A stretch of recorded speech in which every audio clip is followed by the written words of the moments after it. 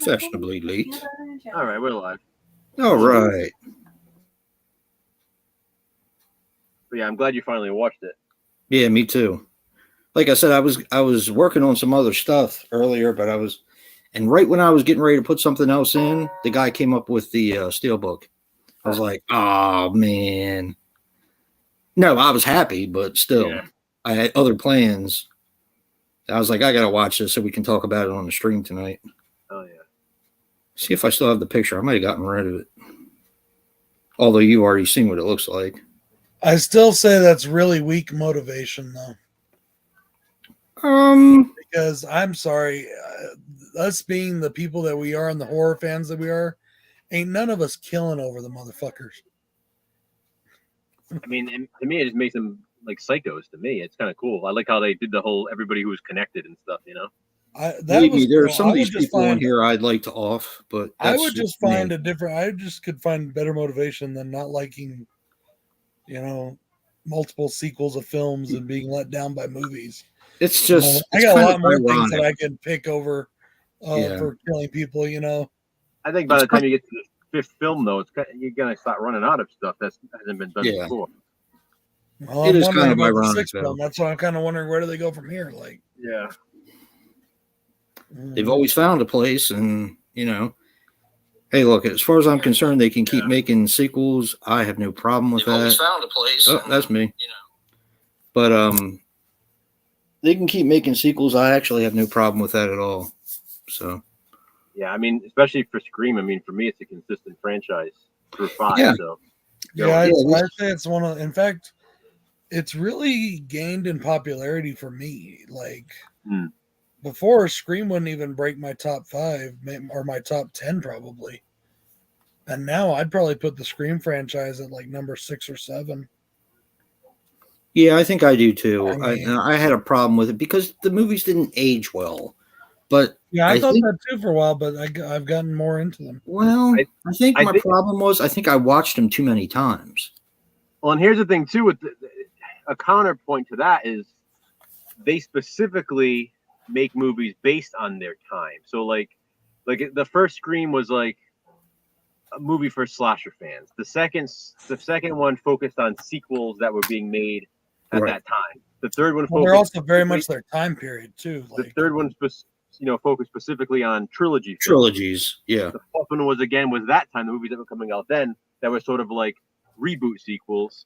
And now we're hitting like the actual requel where you're named the same thing, but it's a sequel and sort of rebooting the franchise. So that's why too. So it's like like you said, they don't necessarily age great, but at the same time, they hold what that time period was like. And that's what they're trying to do. I don't have any problem with the way they age. Hey, Royce. I don't really have any problem whatsoever with the way they age. It was such a big reveal, though. It's such a big reveal at the end of part 1 that once you've seen it, it's just like, you know what I mean? I don't know. It's different from Mrs. Voorhees. You know what I mean? Stuff like that. The one of the good things about Screamer rewatchability is to go back and kind of watch where everybody was when the certain kills were happening. Yes, yeah. So definitely. Like, okay, this one was definitely Billy. This one was definitely Stu. And this one, you can do that with the killers in each film, which is kind of cool. It's like, all right, like Billy had to kill the principal because Stu was here, and Stu had to, whatever. Yeah. So that's what's cool about going back and watching them.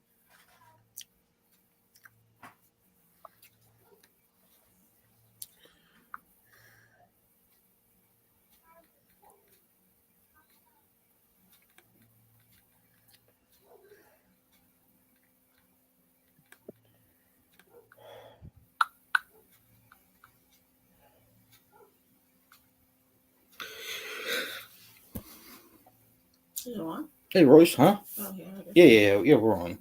Just Dave he's not feeling well, so. Letterboxd.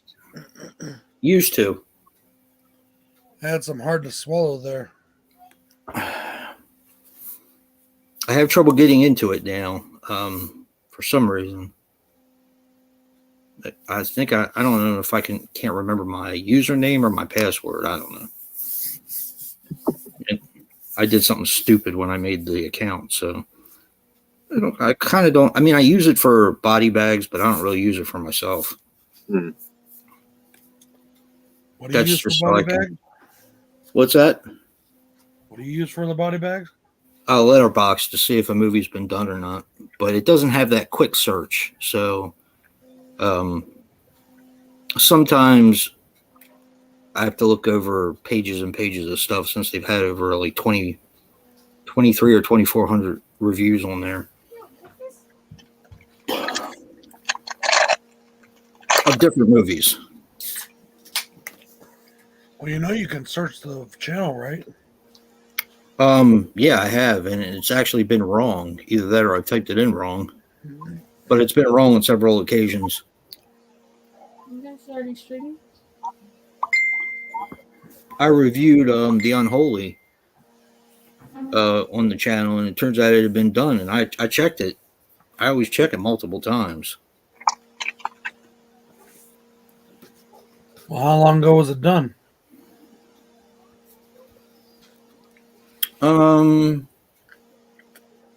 Well, we're on week 441 now, so it's probably like 120 something. That was plenty long ago. Yeah. Ain't nobody remembered it by now. No, I knew that, and everybody was like, "Oh, it was due for a review," but why should I? My whole thing is I want to do something that's never been done before. Why should I rehash the same crap?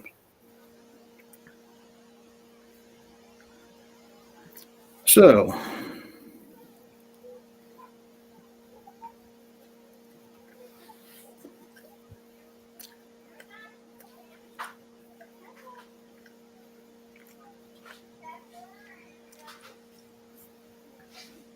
Hey, Ben.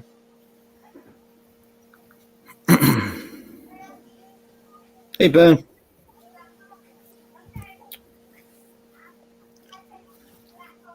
I think it was you that saw Morbius and just said it was meh. And I pretty much agree with that. It was meh. I saw that today. There were 7 people in the theater. 7 whole people.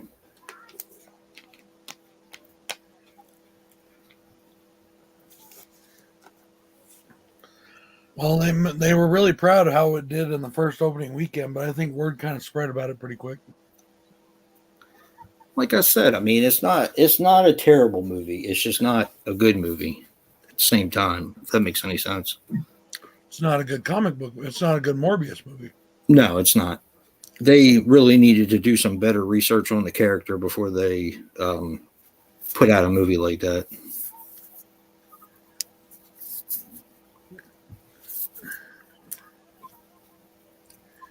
Like Bill and I were having this discussion the other day because he prefers Marvel movies over DC, and I usually prefer a lot of the DC stuff. Really? I mean, DC has much better stories that stick closer to the comics. Marvel has better big giant special effects films. Yeah, I'm the same way, Ben. It was worth a watch, but I probably won't buy it unless it's at the Dollar Tree.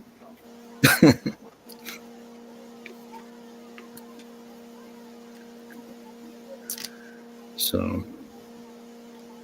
Well, I know it's the one I'm not going to waste my tickets to go see.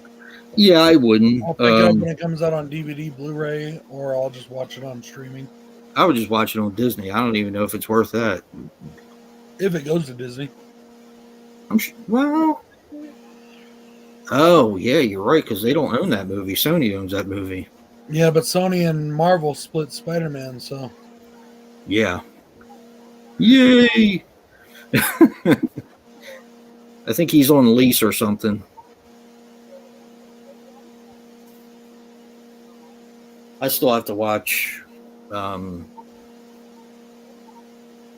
I missed 20 minutes of Venom because my cousin was late, and I haven't watched Venom Let There Be Carnage yet.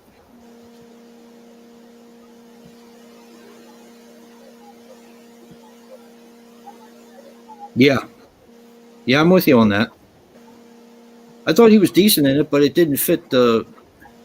Like, he's a good actor, but it just didn't fit the Michael Morbius character as I've come to, know him through the comics and all, and the cartoons. Just didn't fit.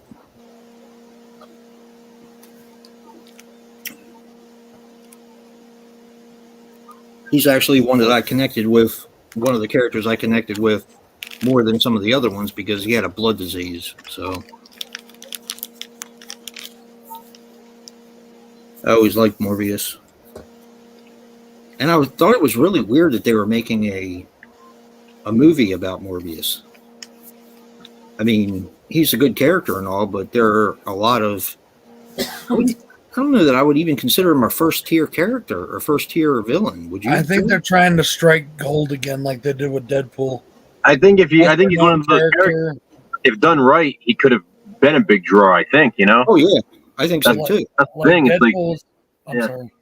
No, I was gonna say. I just think that's what it is. It's like he's definitely like an attractive character with the whole vampire mystique and all that, and he kind of covers like a little bit of horror and then obviously like the comic book story. And I just think if they had done it right, they really could have had a huge thing ahead of them. But tanked, unfortunately.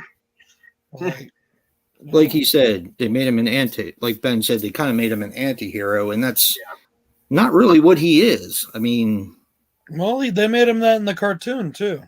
Yes and no. I mean, you did feel sorry for him because of his situation, but when he's Morbius, you just, you don't really feel sorry for him. You know what I mean?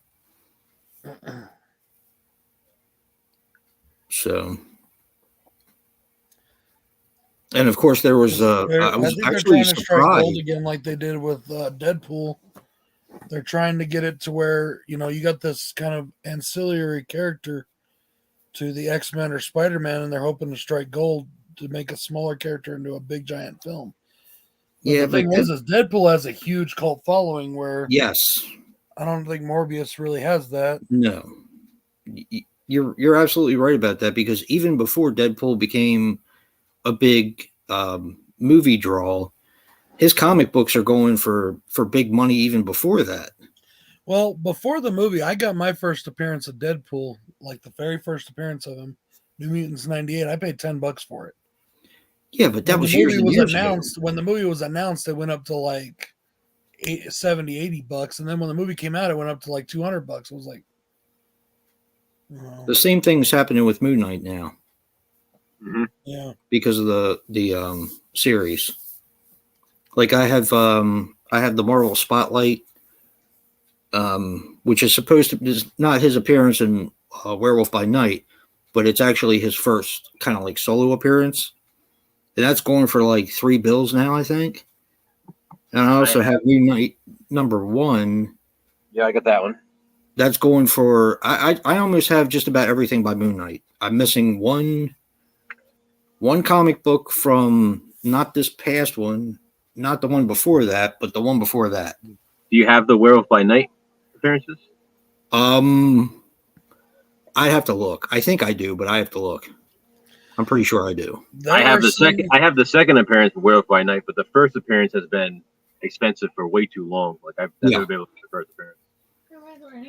It's arguable with like Venom that Venom was an anti-hero to begin with. No, he wasn't. It's arguable. Yes, it is arguable because he was a villain when he first got the suit. When he first got the suit, he was a villain. But his first true book, his own series, he was an anti-hero. Yeah, but that was because his character was popular. Exactly. But he was not originally meant to be an anti-hero. He was meant to be a symbiote, a demon. But even Flash never wanted to hurt anybody. He fought the Venom all the time. Flash, it wasn't Flash either. It was. Yeah, it was. It was Flash was the first Venom. No. Or no, Eddie Brock. I'm sorry. Eddie Brock. Right. Eddie Brock was a dickhead. That hated Peter Parker because he got him fired from the Daily Bugle. Yeah. And basically humiliated him. So when he became the symbiote, And because it had already been on Peter Parker, he knew who Spider-Man was. He knew who Peter Parker, he was him.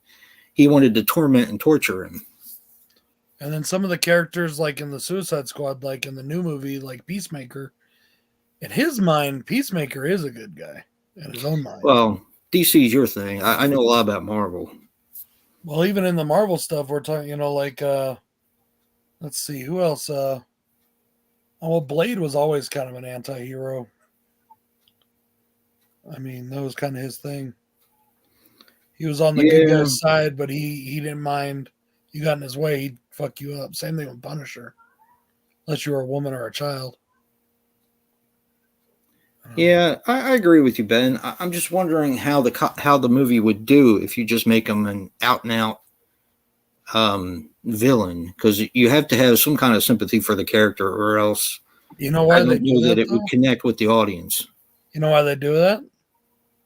What? Especially when it's a movie that they try to make more mainstream by putting a PG-13 label on it, so more kids will go see it instead of a rated R film. Right. Villains don't sell tickets to little kids. Villains sell tickets to adults, not to little kids. So if they can make it an anti-hero where it's kind of cool, but, you know. Well, kids kind of have a black and white way of looking at things, too. You're either a good guy or a bad guy.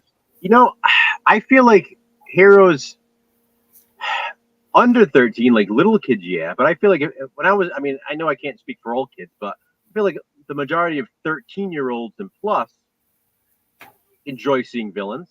So I think they would, you know what I mean? Like, I feel like heroes is more like little kids, for sure. I mean, obviously little kids want to see the heroes. But if it's gonna be PG-13 and 13-year-olds can get into the movies with their friends and stuff, then I don't see why you can't do a more, you know, a darker villain. I think it would be interesting to see. You know, imagine watching a movie where the main character is a villain and he's just a real fucking prick too. Like there's nothing good about him. Like you're watching this guy like just slaughter people and whatever the fuck it is. You know?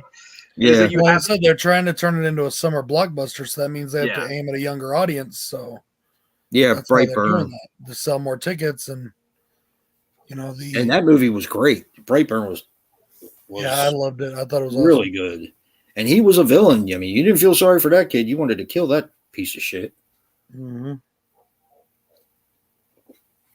But I don't think it did that well either. So, well, it wasn't a straight to video. Or no, it came out in the theaters. But like I said, I think it kind of got the COVID thing going though, didn't it? Like it was right when COVID was starting. No, it was before that. You sure? That was like a couple years before that. So I reviewed it when it first came out. I don't remember it being that far back. But it's been a while. Even Joe did it for Slashback, and Slashback ended before COVID hit. Brightburn, yeah, I did that for Slashback, yeah. Yeah.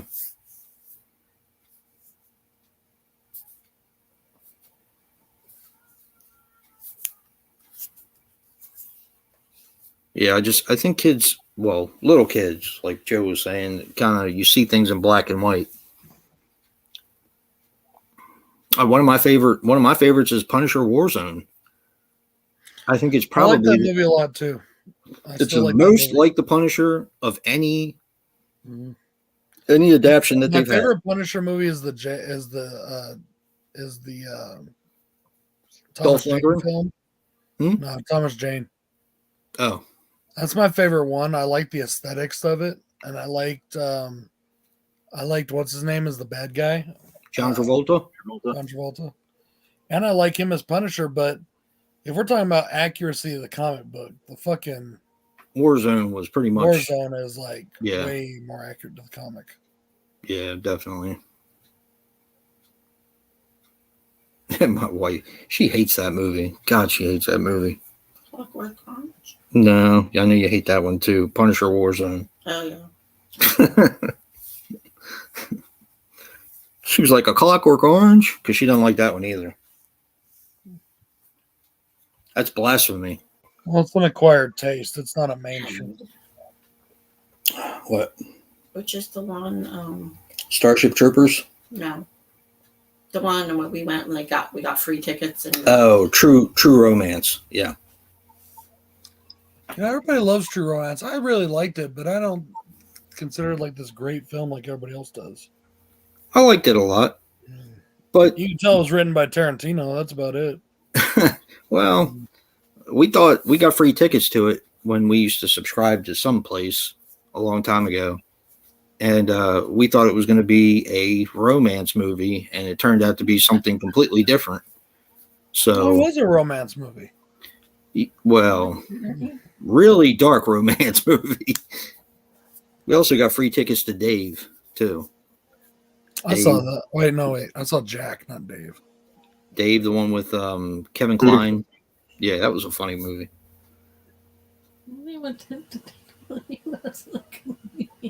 Speaking of Jack, anybody talk to Jack lately? Comment on my videos sometimes. Yeah, every once in a while. Last I really talked to him was he commented on my He-Man fucking video or one of my pickup videos that showed He-Man video. You gonna show everybody your belt? Yeah, sure, why not? I was just moving it. That's pretty cool. Yeah, now that's the new one, right? This is the 1990s Winged Eagle Championship belt. Yep. That's the belt I think of when I think of the belt. This is the one that Hulk Hogan dropped to The Undertaker before he went over to WCW. That Stone Cold held, Shawn Michaels held, Bret Hart. So many people held this belt. Psycho Sid. I fucking love this belt. It's one of my absolute favorites. And it was on sale. So.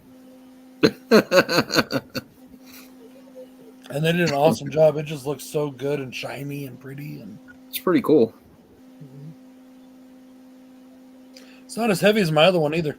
That John Cena spinner belt is really fucking heavy. Spinner belt. Do the emblem spin? Yeah, it spins. Really?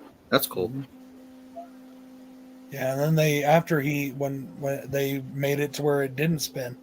And I like that one version too, where it doesn't spin. It just looks nice. I think that's a really pretty belt. The fuck did they just open? It's like a record music store around here.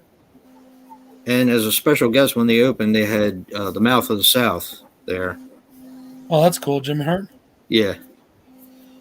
I didn't go. I got this one. I gotta get the down the street. Yeah. Yeah. Now that I have this one, I gotta get the big gold WCW championship belt. Are you gonna get the pink and the mannequin? I'm trying to think of the name of the place. Both belt hangers.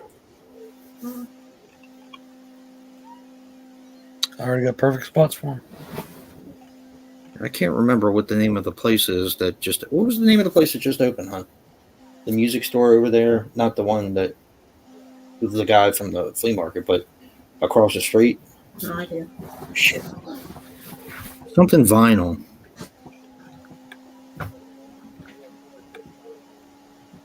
Okay, now you're pissing me off. Fucking phone. Vintage vinyl? That sound right? What? Something vinyl? Vintage vinyl? I'll be right back, guys. Yep.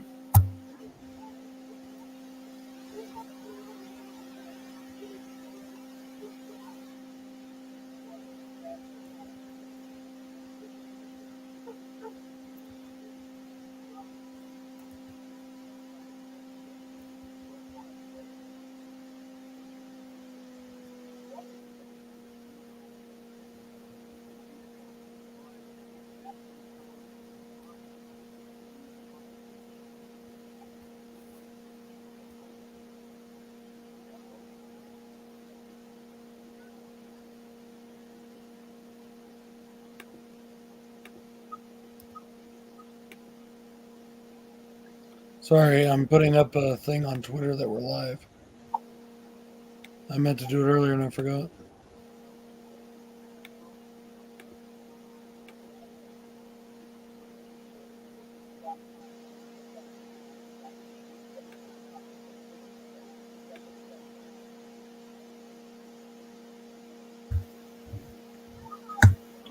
Sorry about that, guys.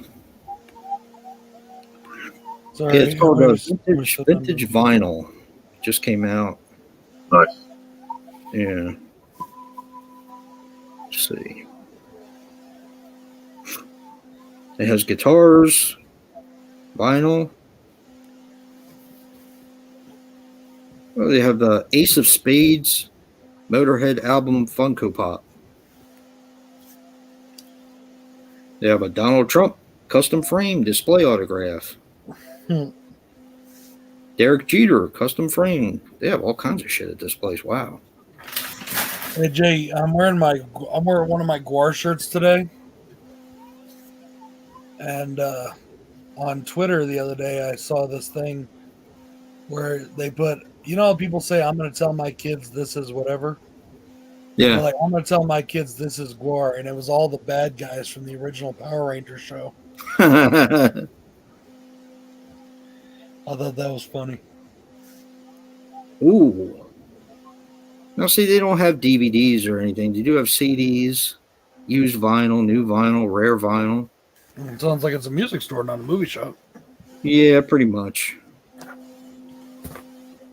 So, not really interested.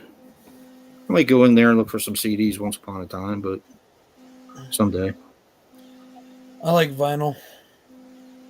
I have some out in a box somewhere, and then I've got some newer ones in here that are collectors that I bought. But the vinyl's too freaking expensive for me. It's I want to get Howard Kills on vinyl, the soundtrack, because I like those discs. I wonder what this is. They have I don't know if you guys like Merciful Fate. I've always liked them. Don't break the Right. Oh, it's a T-shirt. Don't break the oath.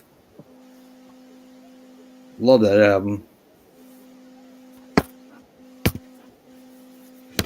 King Diamond. Closest thing we probably have is a horror icon for. No way. Well, Ozzy, I guess. How about Alice Cooper? Yeah, I He was guess. cutting his own head off on stage. He did what? What? He was cutting his own head off on stage. Yeah, he works. And then you got Kiss. I mean, you know, the Demon, and you know, I think there was a lot of people that were into like the horror stuff. That, you know, Kirk Hammett's a big horror fan. Yes, he's got quite a collection from what I hear. Yeah, they had it on display at some museum or something, like his whole collection. He's got like all the fucking actual like Hollywood issue 19 fucking 30s posters for like Frankenstein and shit. Like, you know, I think he has some of the authentic the clothes worn in those movies too. Yeah. That's one thing. Like, man, I'll tell you what, if I was fucking rich, my collection game would be way more on point than it is now.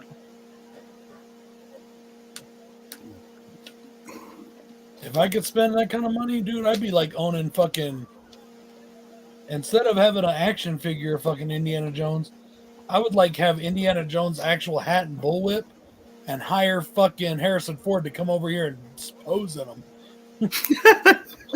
You know? Bitch, get your ass over here. That's what I'm talking about, man. Tonight. Oh, if I ever had the money, I would hire ICP to come to a private show just for me. It would never happen. Get enough money, you can book any band. That's true. I mean, they take bookings. Hey, Spicoli blew his money that he saved Brooke Shields with for Van Halen for his birthday party. Fucking Spicoli. I bet it was awesome. Totally awesome. I watched the movie just recently. I can't remember what it was called, but it had Damone in it. Really? Yeah, I can't remember what it is. Well, Mike the Most Little Prick Stace. Yeah. Correct. I was so happy to see him in a newer film. I just can't remember what the fuck it was. But I was like, hey, it's the moon. Bought $40 worth of fucking film. Didn't even talk to him. You don't even own a camera. Oh man, that's such a great movie. Fucking great movie.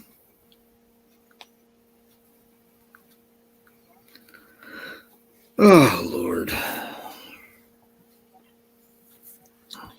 Man, my plan is to drink tonight. I went and bought another bottle and everything. All of a sudden, I'm feeling kind of weird. Weirdness. No, weird as in like not great. Oh, you know what? We watched him in not long ago too. He was What? in it was a Fangorium. The Resurrected, is that the one he was in? Yeah. I was gonna say I knew he was in a Fangoria movie. I was trying to think. I was like, I think weren't we talking about him? Yeah, this is one of the newer Oh. ones though, where he was Oh. like I can't remember if it was like a Bayview movie or I don't remember, but he was older in this one, like, you know, gray hair and all that. He played somebody's father. As a matter of fact, why don't I just look him up? Did you see the Midnight Game? That was probably him, wasn't it? Yes, he's in that. Yeah, that's what I saw then. Okay, That's probably the precursor to the Midnight Man, the one I was watching tonight. Yeah. Yeah, He's in that. Knew there was something. Oh, Jay, that reminds me. My copy of Ugly came in. Did you watch it yet? No, I'm gonna try to this weekend. Nice. It came in last night. I didn't really have time. That's an awesome movie. Yeah. Curious as to how you'll feel about it, since we kind of built it up a little bit. Hopefully you'll like it as much as. Huh? I've been wanting to watch it ever since I saw it at Walmart. I again didn't think it was one that would go anywhere, you know. I really want to beat the shit out of those guys, the orderlies. Who would you rather beat down, the Native American guy or the other guy with no shirt? The who? Oh, fucking the other guy. I fucking hate that guy. The guy with no shirt. Yeah. I fucking hate that guy. Me too. Such a prick. And it's like, how do you dress like that for work? Harley, stop it. Fucking prick. I hate that guy. Yeah, I don't like him either. He's an asshole.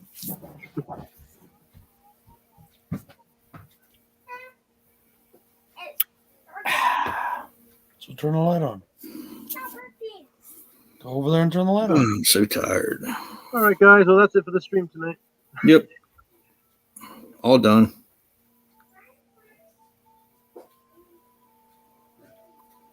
Just watch The Ugly, the three of us.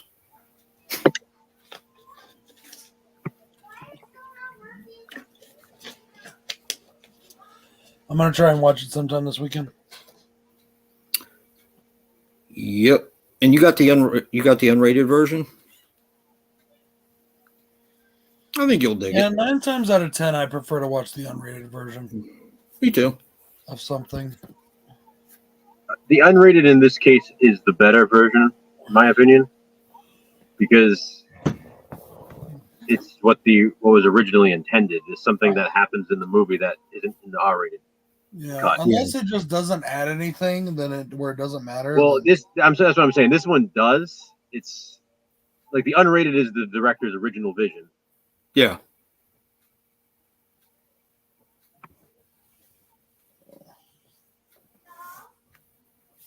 What's your plans for the weekend, Joe? Nope. I think we're going to my parents' house on Sunday. My mom's birthday on Monday. So we're going there on Sunday, I think, for cake and stuff. But we usually go there on Sundays anyway. Sunday dinner. That's really it.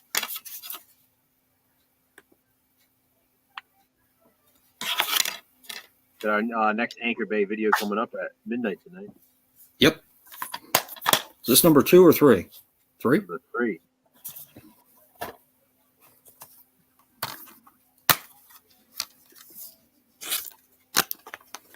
The best scanner sequel we never got. What? The best scanner sequel we never got.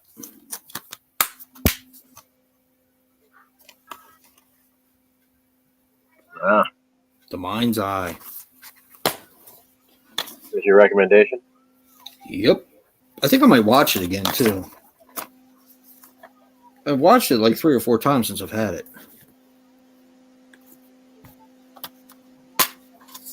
Didn't know which one. This one's got the flipper disc in it. This version of Christine. Oh, It's got the booklet in. I got 3 different copies of it. I got the Blu-ray Steelbook. I have this one. yep. I got the and then the special edition too that has like the. Yeah. I got that one too. Yep, I got the same thing. And I actually have the VHS. I just got the VHS recently. Yeah, I got the VHS. I used that for a different recommendation though for the car. Yeah. Hey, Danny. For some reason, this one fit a little bit more with this one for me than some of the other ones because the whole thing was Stephen King and all. I'm gonna do Cat's Eye for that one. Oh, damn it. I thought about that. Yeah, because there's, you know what? Because I was thinking there's no anthologies in the entire thing. Again. So, and it just fits the Stephen King, the Drew Barrymore, like the connection. Just Yeah. Hey, Danny. Thinking about the other night. I was like, yeah, I'm gonna go with Cat's Eye for that. Hey, Mr. Bones. The collector's edition. I'm sure the no anthology thing was probably done on purpose. No, they didn't have it in the Fangoria challenge either. So, well, they had one. Necronomicon, which is awesome. Yeah, definitely. I mean, I'm not, I'm not the biggest fan of anthologies, and I'm not trying to be like rude or anything or mean when I say it, but I think to be an anthology, to be put on a list like that, it's better be pretty fucking good. I mean, Well, with this too. I mean, how many anthologies do you know of that are listed as some of the greatest movies of their time? Well, with this, this is kind of a list we just developed. I wouldn't even put Creepshow up that high. What? Yeah, not even close. It might be the best anthology, but that's about it. Wow. Like, Tales from the Crypt for me is like top notch. Yep. So was a Vault of Horror for me. Yeah, well, yeah. I mean, those two just kind of go together for me. I mean, yep. That's like how an anthology should be. I agree. Like the wraparounds are good, and then you have genuinely good segments that aren't just sometimes you have like anthologies. The segment just kind of comes to a close, and it's like, okay, you can't wait for the next one. Like those all feel like they could have even been expanded into feature films if they wanted to. Oh yeah, definitely. So that's why I'm glad like Terrifier was a feature film instead of, because like my favorite parts of All Hallows Eve are the art parts.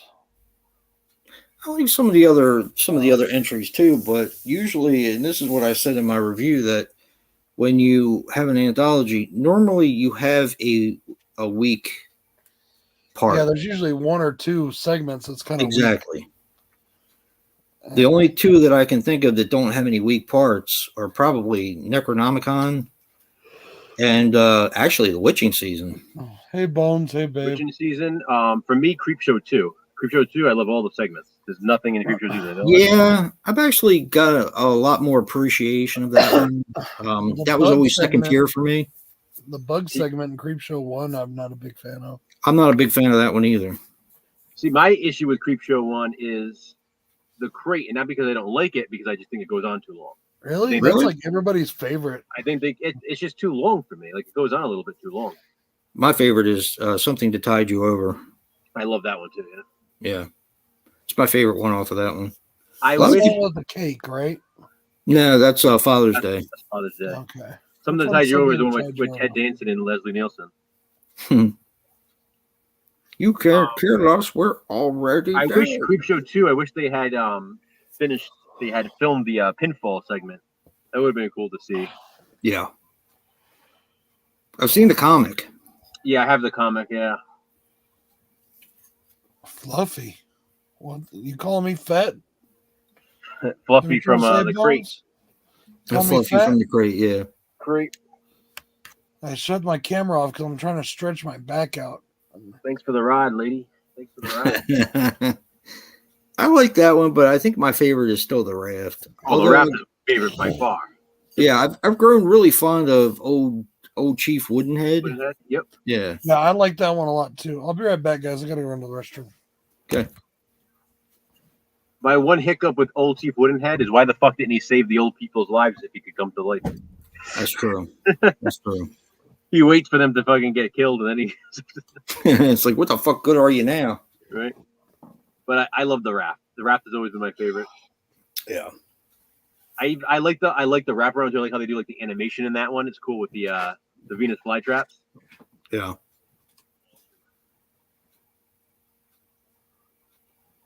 Jesus Christ, is it raining again?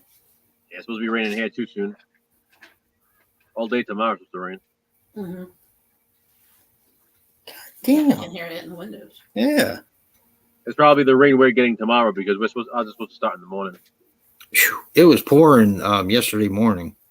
Yeah. Right before. Well, yeah, I was up for a while, and then I think you didn't contact me around 11 or something. But it was raining so freaking hard that I mean you could barely see out to the car.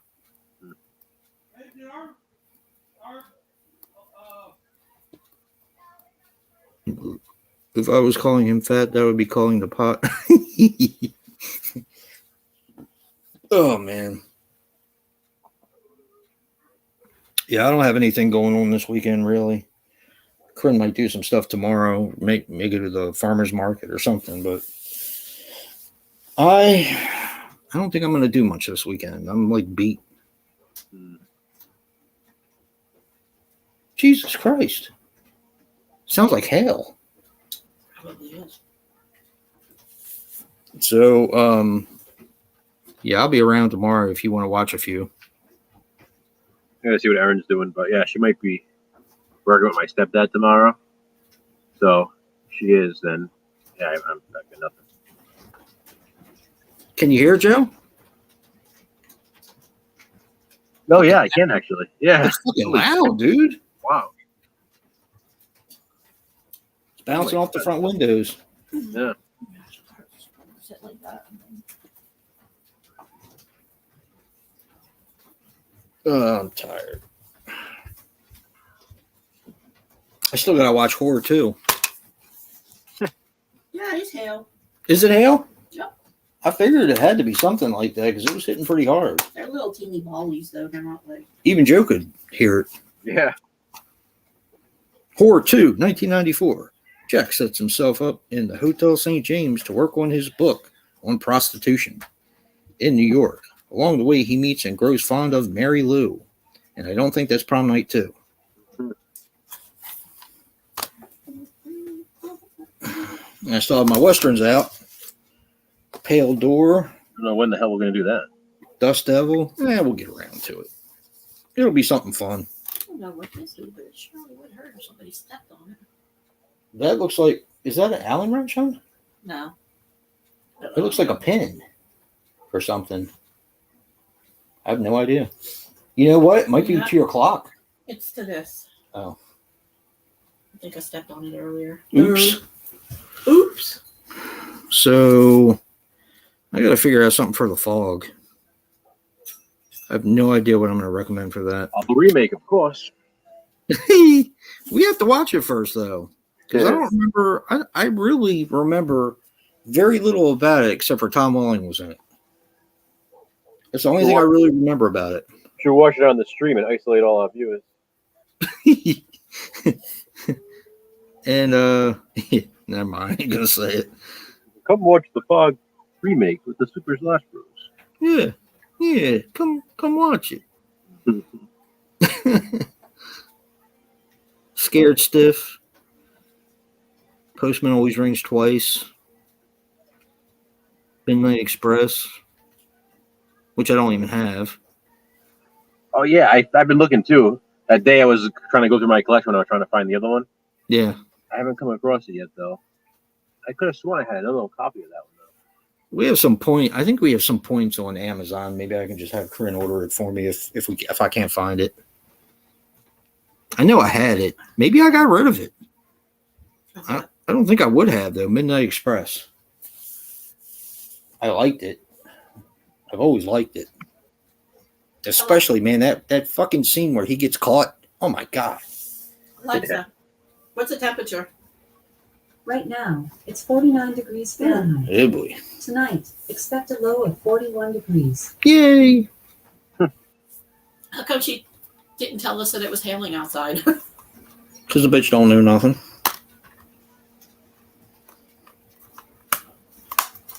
This should be pretty interesting. The postcard killings.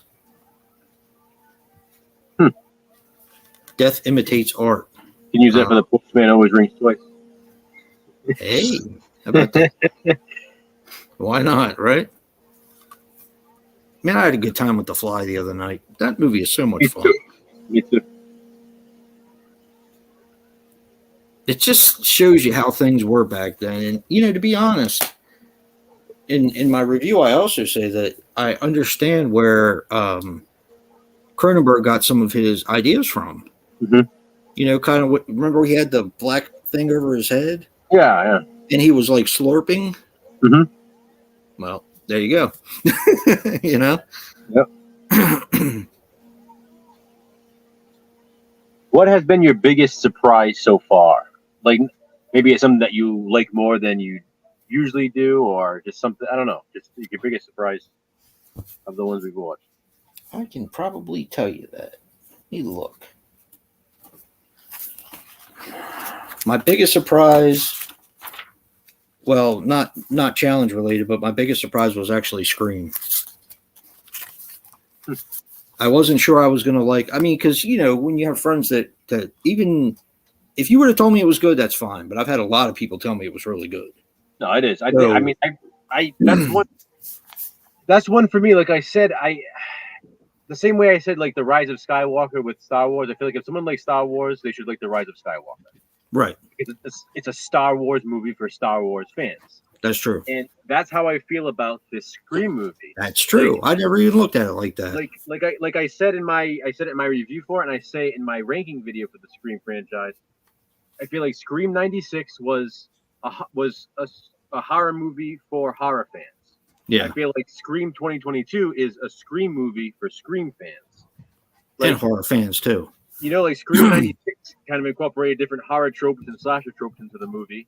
Yeah. And Scream 2022 incorporates all these Easter eggs that have to do with the rest of the franchise.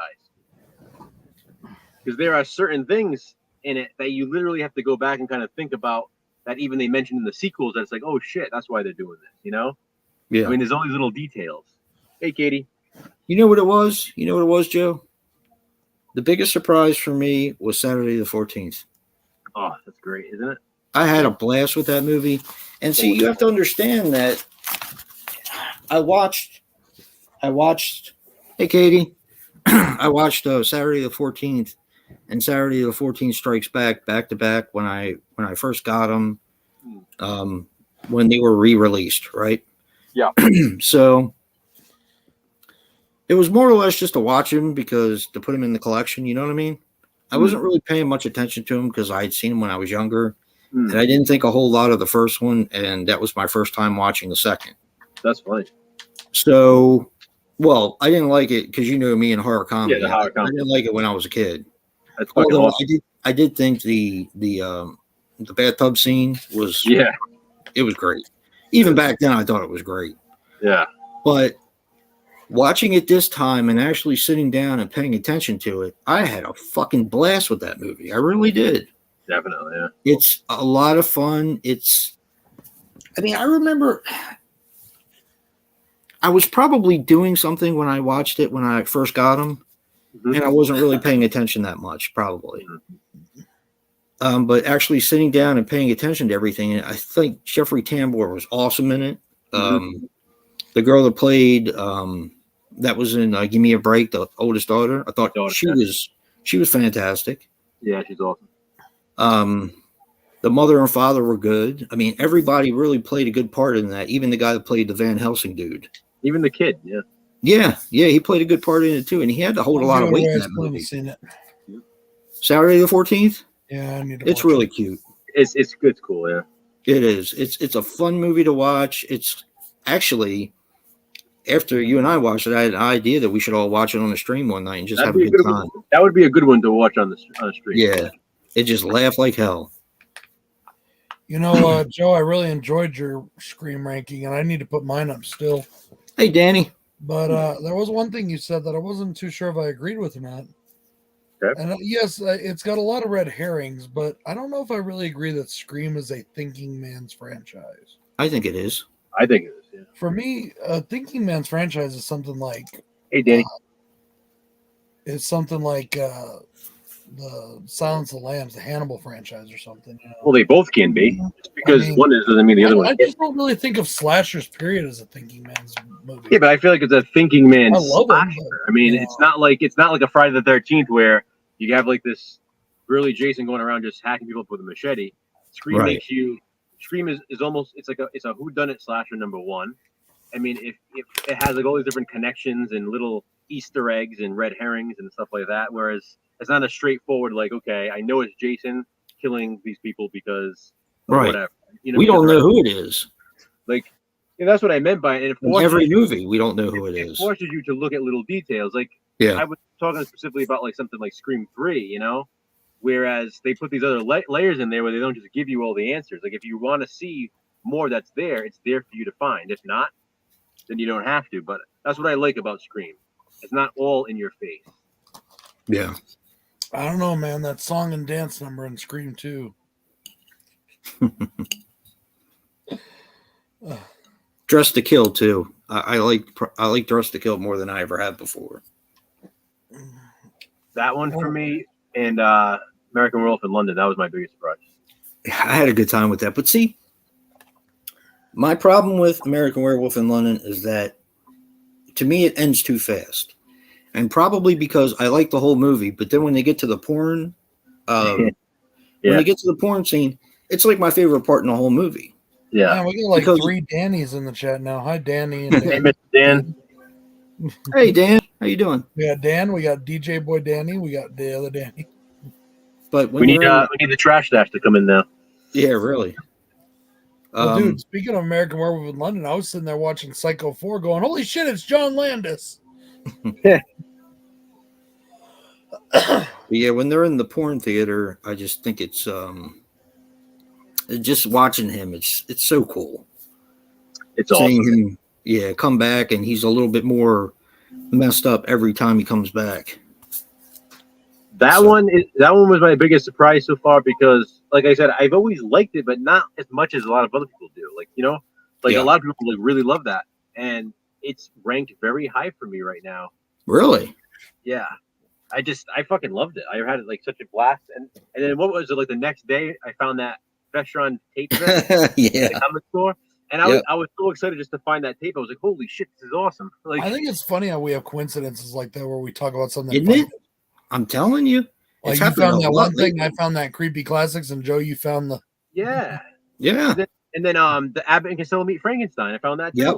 yeah. It's like we're willing Alien? it to happen, you know. What the fuck? It's weird. Oh, there's a question for you. Did I ask this last week? I can't remember. But would you consider like Abbott and Costello Meet Frankenstein like the first horror comedy? Did I ask that last week? You did not. I think so. One of them, anyway. And Jay, there was something I asked you last week that you never answered me. What? I didn't ask during the show. I asked, or was it this week? Whatever. You watched Fanboy 13. Yes. Did you get more of a Scream vibe from it than a Friday the 13th vibe? I got more confused than anything else. It's definitely a meta right back. movie, and it has a lot of similarities to Scream, It does. Yeah, you're right. It does. especially if you think about the killer. And Yes. you know what I mean? Yeah, you're right. You're right. You're right. I just thought about that now. I But think it's definitely a film. Like I watched it once all the way, and then I watched. I need to watch it again. I watched it again, and I found more on the second watch through. Yeah, maybe that's But the it's case. very then. meta. I mean, they put the names of the people up on the screen, you know, and stuff like. You know Yeah. what I mean? Like it's very meta, and I enjoyed it a lot. I'm not saying it's a perfect movie, and I said that in my review. It's got its issues. I thought the kills were really good. Some of the parts were really well done. I like seeing everybody up on the screen like that. With me, it was just and I don't want to spoil anything for anybody, so I'll keep it cryptic. we're is talking about that- her second directorial, you know, Yeah. thing. Well, And, I thought she did a good low job. budget, I think it's a pretty damn good job for. Yeah, I thought she did a good job, but it's the writing in it that really confused me, because if you're playing these characters in real life, then how can they be related? It doesn't make any sense to me.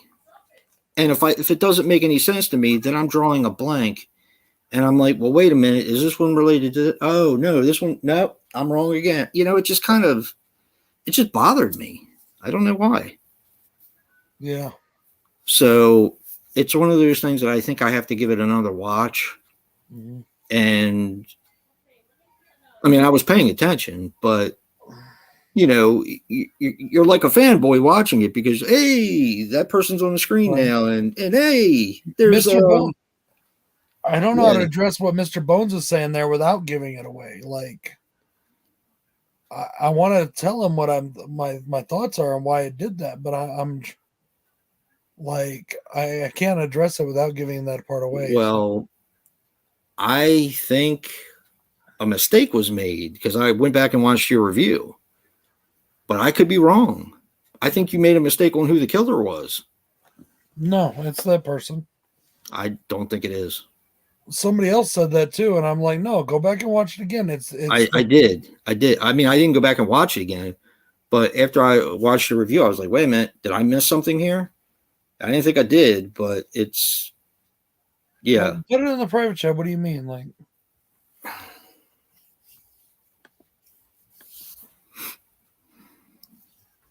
because I know I got the killer right in the movie. I don't think you did. And I think I knew why you didn't, because it didn't look the same.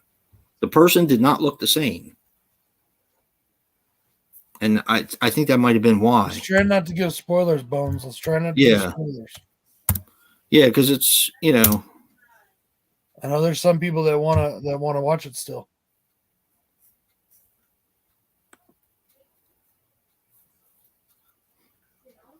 No, no. He's not he plays the killer. No. Like the in-mask killer. No. He's the guy that's under the mask. In the movie, yeah, that's doing the fight scene with that's him under the mask. Yeah, it is. They talk about it. He was the only one that could match him for stunt as a stunt guy. I'm not talking about the character. I'm talking about him himself. He's doing that in that part. He's the guy under the mask. It's not the character. Yes, that's the killer. Right. That's the killer. But it's that guy, the first guy you mentioned. He's the one doing the under the mask fight work. Like, when they're doing the thing, because he played what's his name in his movie, right? Right. He was doing the stunt work on that. He did the. That's what she told me when. But he was also sleeping with one of the characters. You mean personally? I don't know. I didn't. No, in the movie. Oh yeah. No, I know that. I'm saying, like, I'm not saying like his character in the movie is doing that. I'm saying that he plays himself in the movie. Oh, I must have misunderstood. I'm saying that what he's you said, he's also like doing work behind the scenes as like a stunt guy. Like helping. Like he's gonna PM you because evidently he's seen it too, and like I know. I just don't want to give anything away to the people. Yeah, I don't want to spoil anything for anybody. So because it's still a really new movie, and a lot of people, and it's not a widespread movie, so a lot of people. Well, the actual killer itself, I thought, between the beginning, the middle, and then when you get to the last act of the film, look completely different as far as like hair color and overall build. I thought he was a little different looking. Well, there's a reason for that in the movie. If you think about it, like I said, you get more of a Scream vibe. Well, yeah. I mean, so. And then plus you have the other.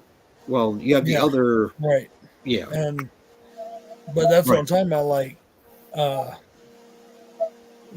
during that scene where it's the killer and Kane Hodder, it was, from what I understand, it was him under the mask. Really? Yeah, he was doing that the fight scene work, like. Okay. You know what I mean? So that's how I must have misunderstood you then. No. Because I was like, wait a minute, that ain't him. So yeah. I hope I just didn't spoil it. I think his name was. I think the character's name was. I can't remember Yeah, I right can't now, but I remember. think it was. I just put it in the private. I can't remember what his name is right now. I'd have to go back and watch the movie or my review. One of the But two. still, like I said, I do need to go back and rewatch it because if there's a movie, I mean, it might have been my mood. It might have been the fact that I may have not have been giving it my complete attention, because sometimes that happens. You know what I mean? Well, I rented it on. What was I rented on YouTube or something? So Yeah. I was damn sure going to make sure I watched it. Like, Yeah. I mean, I'm just saying that sometimes my attention goes elsewhere. Sometimes, and then sometimes I'm very locked into a film. Like I've been trying to be more locked in while we've been doing these challenges, so that if there's anything I missed, some of these movies I haven't seen in like 40 years. Even on stuff like, as much as I love Psycho 4 the other day, I had my nose on my phone for the first part of it because I was looking up facts and all about it to write down for the review. So he was like, "Oh, there's that." I was like, "Wait, go back and I didn't see that. Let's see it again." Yeah, see, I'm one of those people when I'm watching a movie, especially for a review, I have to pay attention to it because if not, I'm gonna pay attention. But I also like to when I'm at Bill's. Exactly, I do the same thing that Brad does a lot. It's one thing I can wait till after the movie's over to look up stuff, you know. Yeah. But when I'm at Bill's, I'm writing stuff down as I'm going along watching the movie, and then I go, I leave afterwards. So if I don't do it then, I'm not going to end up doing it, and who cares? I don't really think that it matters. It's like the NCAA. Did you hear about the NCAA? And I know this is going to start a whole conversation, but the NCAA is threatening colleges that won't allow transgender women to play women's sports, saying they're going to kick them out of the NCAA. And people are like, and so what? We're still going to watch the basketball games and stuff. And I really, I agree with that. I don't think that, and I know this is probably going to make people hate me for saying this, but no, transgender women should not be able to play in a lot of women's sports. It gives them an unfair advantage, if you ask me. And I'm not saying that women are any different or less than other, but like basketball, for example, men are taller usually. And let's just be honest here, the WNBA will never reach the heights of the NBA as far as gameplay. Well, I mean, it's been proven. I mean, look at the swim teams and stuff. The transgender contestants are the ones who keep winning the races. The transgender That's contestants. Exactly my point. Because they have bigger wingspan and they're not fair if you they're biologically built different. I mean, it's not fair to the other women. Just because now, they if feel, it's something just like because, because they feel a different way doesn't mean they're not built a certain way. So I mean, it's just. Let's say that it's like women's bobsledding or women's skiing or who cares about stuff like that. I mean, that yes, it takes skill to be a skier and all, but there's no like strength advantage for being a skier when it comes to being a man or a woman. You got women skiers that can blast men skiers out of the water, but their technique. I think all they should do is honestly they check stuff for every other thing you do in this world. When it comes to sports and stuff, they should go by what somebody was biologically determined when they were born. Leave it at that. If they were born, that's what these colleges are doing. Most of the colleges are saying that you have to be born biologically this. That's it. I mean, that's what they should go by. But that's what the NCAA is now threatening to kick them out of the NCAA. Yeah, not to discriminate or anything, but no, that's the only way to do it. Exactly. And the reason why I feel that I learned a lot watching the Olympics this year. I really did. And unfortunately, one of the things I learned that was new to me was how hard these athletes have it. When they were talking about, hey, Spices, when they were talking about the Russian girl who apparently cheated. Yeah. Because she had something in her system or whatever. Well, I also listened to a lot of the spokespeople who had been in the Olympics before. And once they turn that corner, once they decide that they want to do this and they start training for it, they are tested from like the age of 12. And it's like, it's a lot of testing, like weekly, bi-weekly, they're constantly on these people. Mhm. So I guess if you don't have anything to hide, that's one thing, but still it's an inconvenience. You know what I mean? It's got to be some kind of inconvenience. Mhm. But that's just, I guess, the rigors that you have to go through if you're going to compete on a national level. So if they're going to do that for professional athletes, and I know the case can be made that professional athletes used to not be able to be in the Olympics. You remember that? Mhm. If you got paid for it, you couldn't be in it, but they decided a long time ago. But I think if you're going to talk about professional sports and getting paid $50 million or $350 million or even $100,000, you should be tested the same way as everyone else. I just think that if you're going to compete on that level, it should be a level playing field. It should be a standard, exactly. Exactly. It should be a level playing field. I don't think that like a lot of I don't think it's fair to women in playing basketball to have a transgender woman on the team. I don't think so either. I don't think so either. I think it should be a level playing field.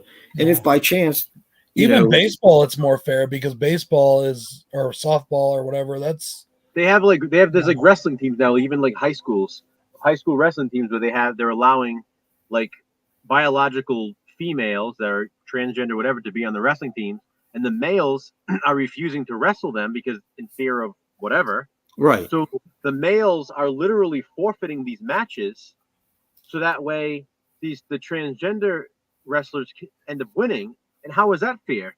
Because now you're in this issue where it's like, okay, you're going to touch this person the wrong way, and then you're going to get accused of this and that. Right. And everything else. Right. It's like, right. I mean, and I can understand with today's society, I can understand how they would be. And then it's a lose-lose. Exactly. So if you win the match, you just beat a girl. If the girl beats you, now you get fucking embarrassed. I mean, Jesus Christ. I just think it should be a level playing field, and they should have.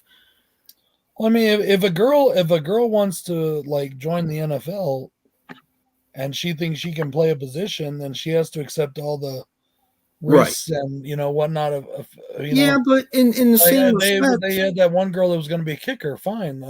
How often does the kicker really get hit? But I have a friend. I have this childhood friend that I had. She's a girl. She's a big girl. Okay. When we were younger, her father was a football coach in the local football team, the Pee Wee football and stuff. She wanted to play football. They allowed her to play. In the second practice, she broke her leg. No. I dated a girl in high school that wanted to play football with us at just a pickup game. And I told her, I was like, "Are you sure?" And she was like, "Yeah." Nobody would tackle her. None of the guys would tackle her. None of us would. That's where you run into a problem. And then one of my friends got tired of it because she kept scoring, and he ended up tackling her, and she broke her arm. That's what happens. I mean, I was like all apologetic to her mom, but her mom was like, "Hey, she wanted to play. It's her own damn fault." Yeah, but not everybody feels that way. So it does put you in a bad position. But being an NFL kicker, if somebody wants to be an NFL kicker, a female, that's fine. But I'm telling you, when them guys do get hit, it's usually not a pretty sight. Oh yeah, I know. Because they're charging them full speed, and we've seen legs get broken. We've seen. Oh yeah. Yeah, that's what extensions, all kinds of stuff.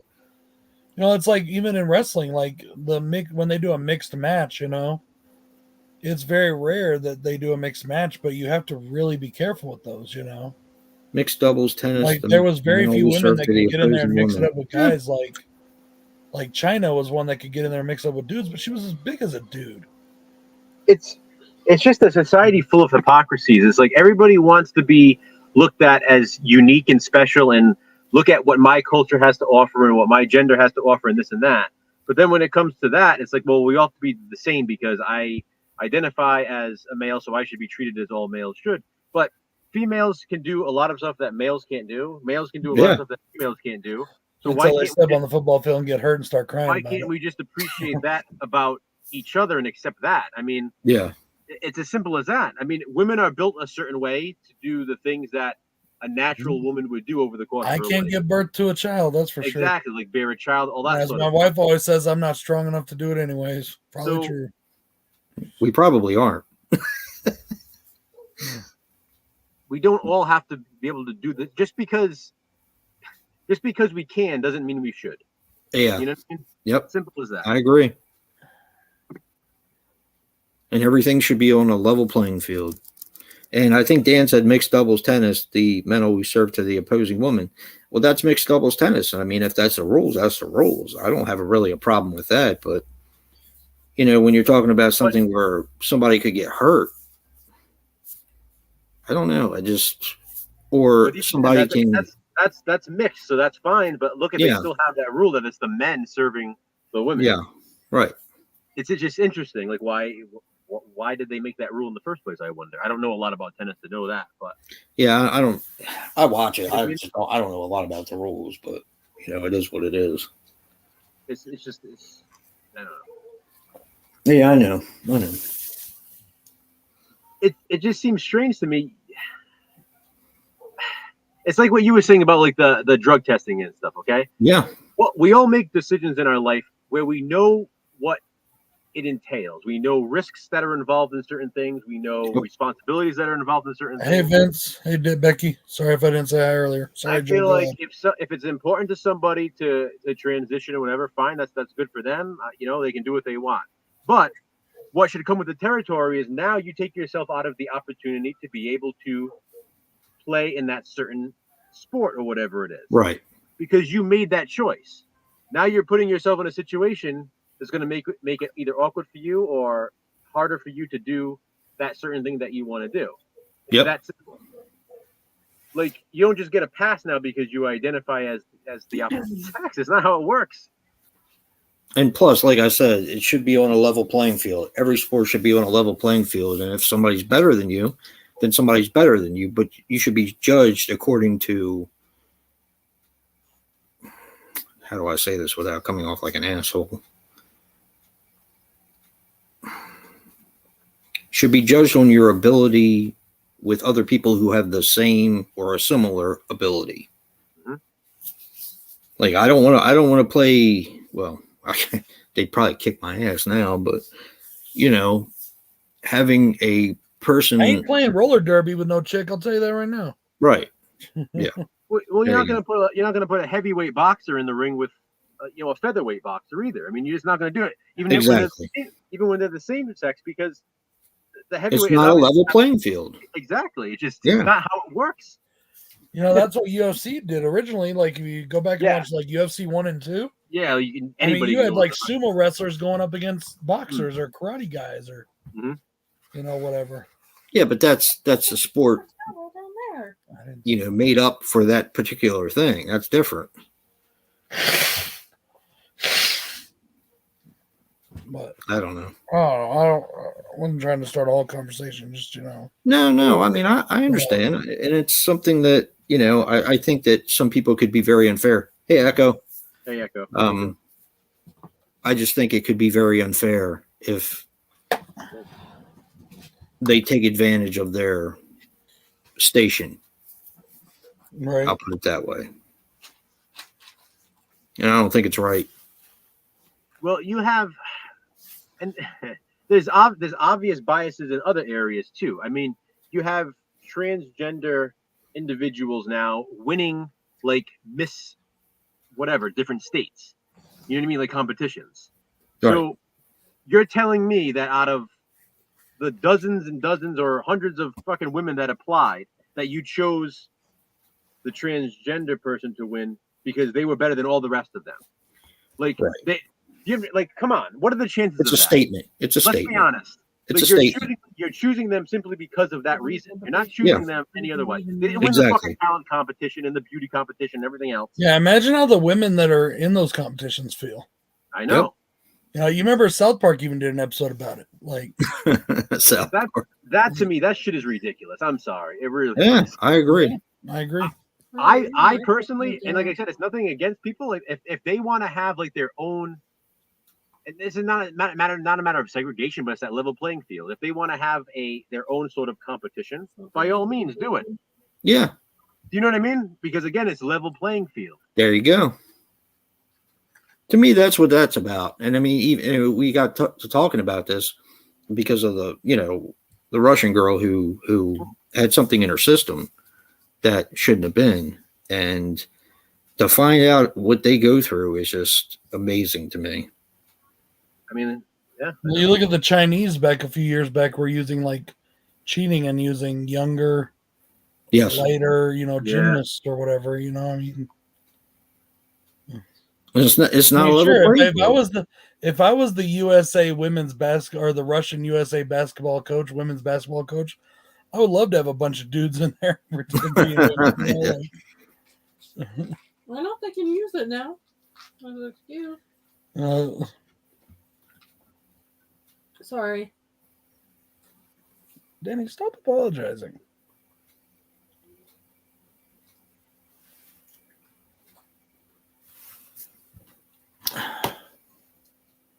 The hell? Oh Lord.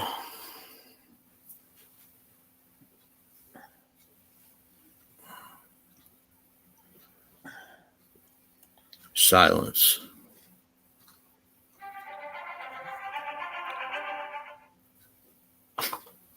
The hell is that? Echo Sierra. So you dug WrestleMania, huh? Oh yeah. Did it feel a lot different with there being a crowd in there? Well, there was a crowd last year too, but the crowd was like, it was like like they can only do like they did a 2-night thing last year too, but they can only do like 10,000 people in the stands each night. Like Right. this time there was almost 80,000 in the stands both nights, making it like the biggest selling pay-per-view event of all time. Yeah, she is, Ben. Yes, she is. I mean, you think about that. That was like there's like literally like 160,000 people there. That dwarfs the Super Bowl. That dwarfs like everything. I mean, Well, WrestleMania, even from the very beginning, was one of the biggest events ever. And they purposely had people in there for the draw. I'll never forget the first WrestleMania was like freaking huge with Mr. T and they've always incorporated. There were celebrities in this one. They've always incorporated celebrities. I mean, Johnny Knoxville was wrestling in a match. Did he get his ass kicked? No, it was so funny. He won. Who'd he It was wrestle? such a funny match, dude. It was so fun. He's a nut. That's true, but those numbers have been verified already by Ticketmaster or whatever sale. Did you notice the little Easter egg they did with Austin's return? How he returned at the 3-hour 16-minute mark. Yeah, Isn't that cool? yeah, I think that's dope. Why? What's the significance? Austin 3:16. So they, okay. at the 3-hour 16-minute mark is when he walked out. That's cool. Pretty badass. Wrestling has a way of lying about the crowd numbers at times, huh? I don't know. Yeah, I don't watch wrestling anymore. I haven't watched it since the 80s, mid 80s. Actually, I think I started watching Glow. I started watching Glow after I stopped watching the regular wrestling. The gorgeous ladies of wrestling. When Stone Cold lost to The Rock? I wish I was. You're lucky, man. I went to King of that's the Ring, cool, dude. King of the Ring 97, Royal Rumble 94. To me, that was the ultimate fun. Was even when I wasn't watching wrestling anymore, when it was in I think it was the mid 90s, we got tickets and went. Man, it is so much fun. Oh yeah, I used to love going. Particularly care for wrestling, but man, is it fun to go and watch a live event. It's weird. It's a lot of fun. You know what's weird? Like during COVID and like the lockdown, that was one thing that I kept thinking about. Like for some reason, I was in the mood to go to a wrestling show. Really? Yeah, I don't know why. You know, it's like you don't know what you got till it's gone, kind of thing. For some reason, I just kept thinking about it. I was like, I need to go to a wrestling show when all this is over. Yeah. For some reason, it was just like I was like missing that, and I hadn't even been in years, even before that. But for some reason, I just kept thinking about that. Hey, Brandon. You know what's funny is the first time I ever went was in the 80s, and it was with my father and my aunt. My aunt loved wrestling. Aunt Jane, huh? Well, she's not even listening. But she loved wrestling. and we went and it. Talk about seeing a whole nother side of your aunt. You know what I mean? Yeah. She was up and yelling and screaming and acting crazy. It was awesome. Gorilla Monsoon. Nice. That's cool, Brandon. Go to Jason's. What? Brandon said his Scream copy arrived today. Yeah, mine did too. I actually held out and got the steelbook. Yeah, I got my steelbook on Tuesday. Not charged anymore. Well, nobody around me had it, or else I would have done that. But because I actually probably paid a little bit more than you did, Joe, because of the shipping and all. So, this is a really nice looking book. It is. Yeah. I love the back. The back is awesome. I think it's funny how everybody made a big deal about that, the flamethrower and all. And that's, I know, but like I said, and I don't want to spoil this in case, but the person who played that Ghostface, I think it's kind of cool. It's a cool little Easter egg. Nice. You don't know from watching it, but right. Hey, I'd watch it.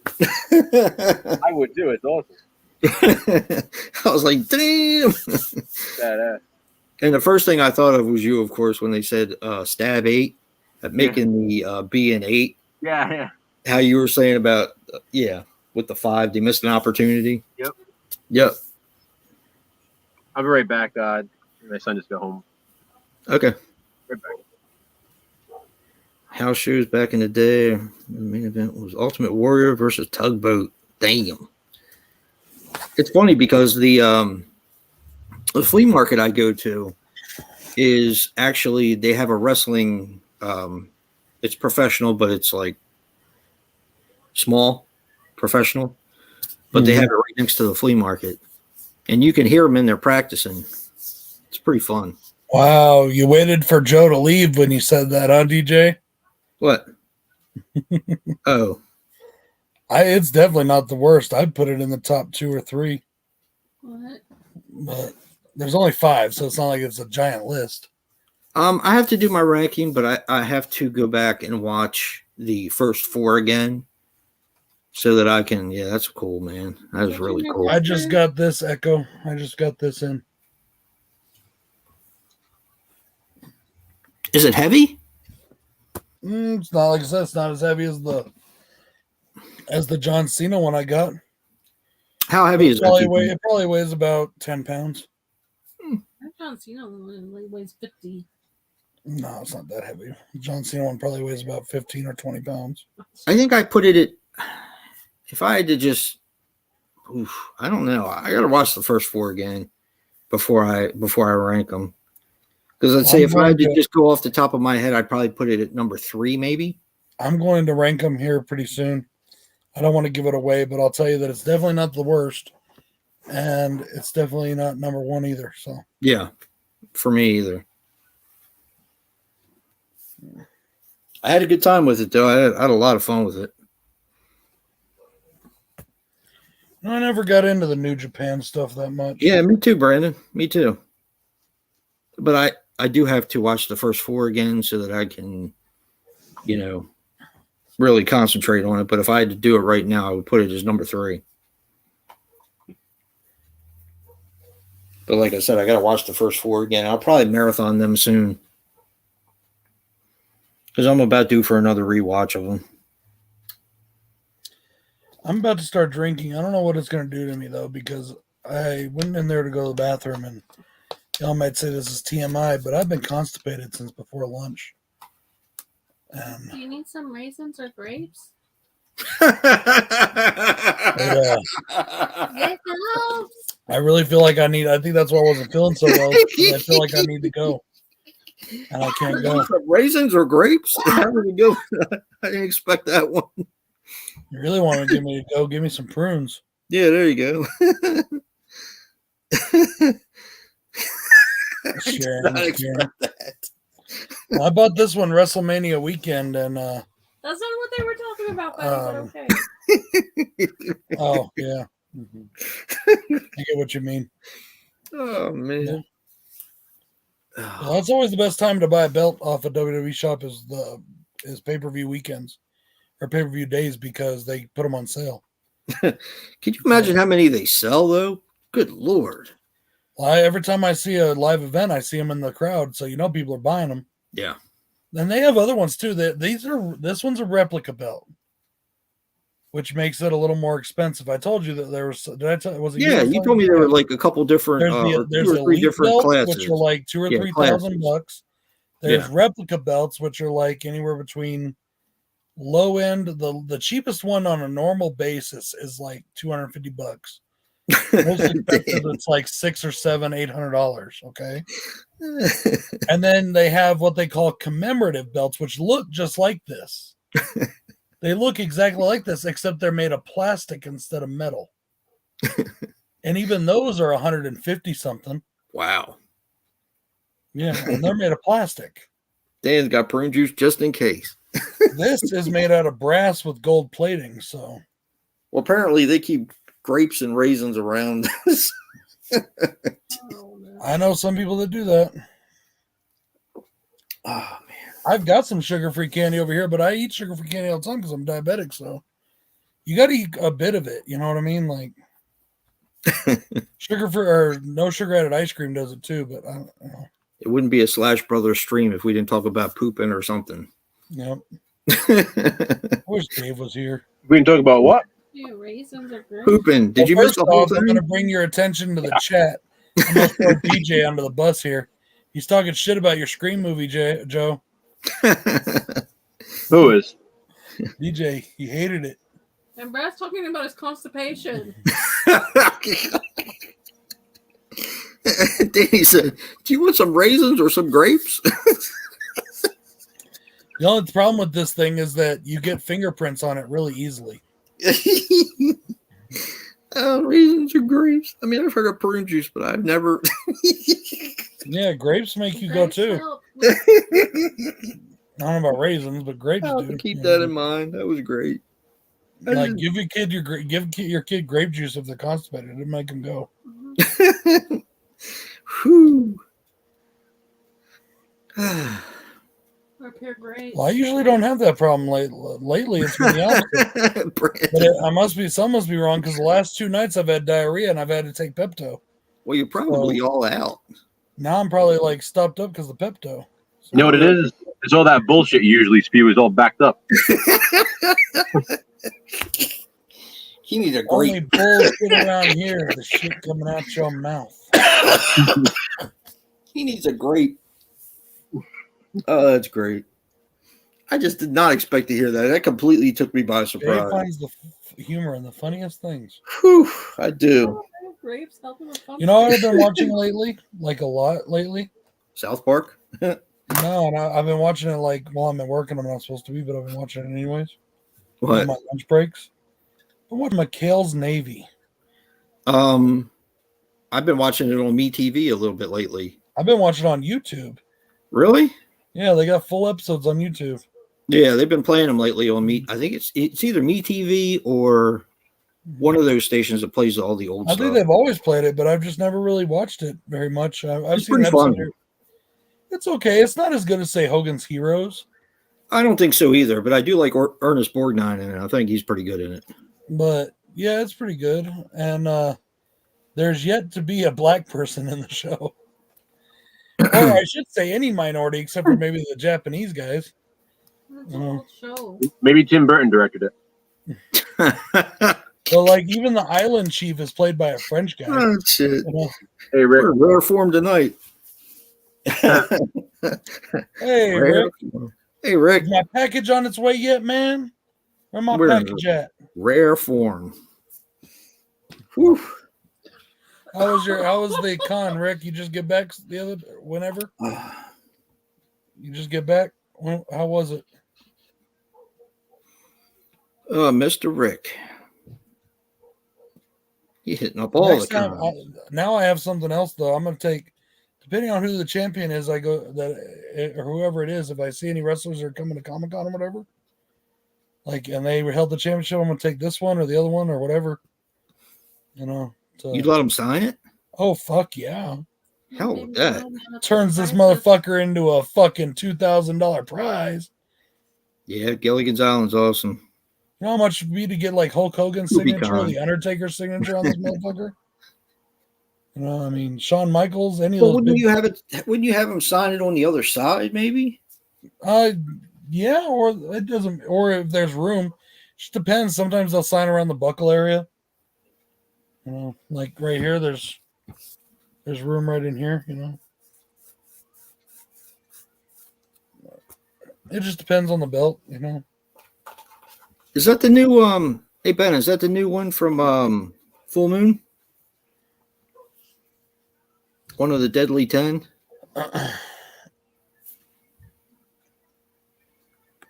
Hell no, I love Hulk Hogan. I don't care what anybody says. He's still the best fucking wrestler of all time.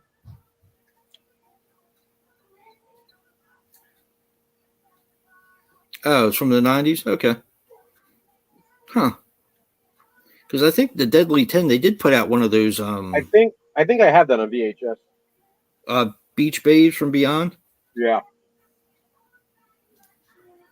Yeah, Full Moon. I'm trying to think of how many Deadly 10. I just got something from Full Moon that said they were putting out the Gingerweed Man. Supposed to be a follow-up after Evil Bong versus Ginger Dead Man, which I loved. I thought it was fantastic. I like that entire series. I thought it was awesome. So much fun. You smoking moon rock? Hell yeah. Did you find your package yet, babe? What are you talking about? Got back on the fourth. All packages. Well, it's because everybody says he's a racist now, which is bullshit. Sorry, you go back and put that into context. It wasn't that fucking bad. And even if it was, there's this little thing called forgiveness that everybody fucking preaches, but nobody fucking listens to, you know?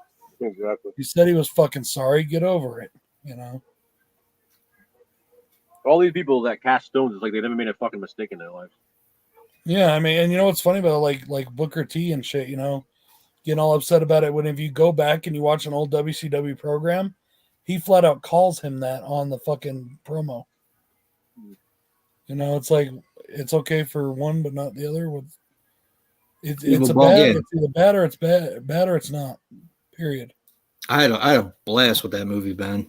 Evil Bong versus Ginger Dead Man. Actually, I liked the whole series. I thought it was fun.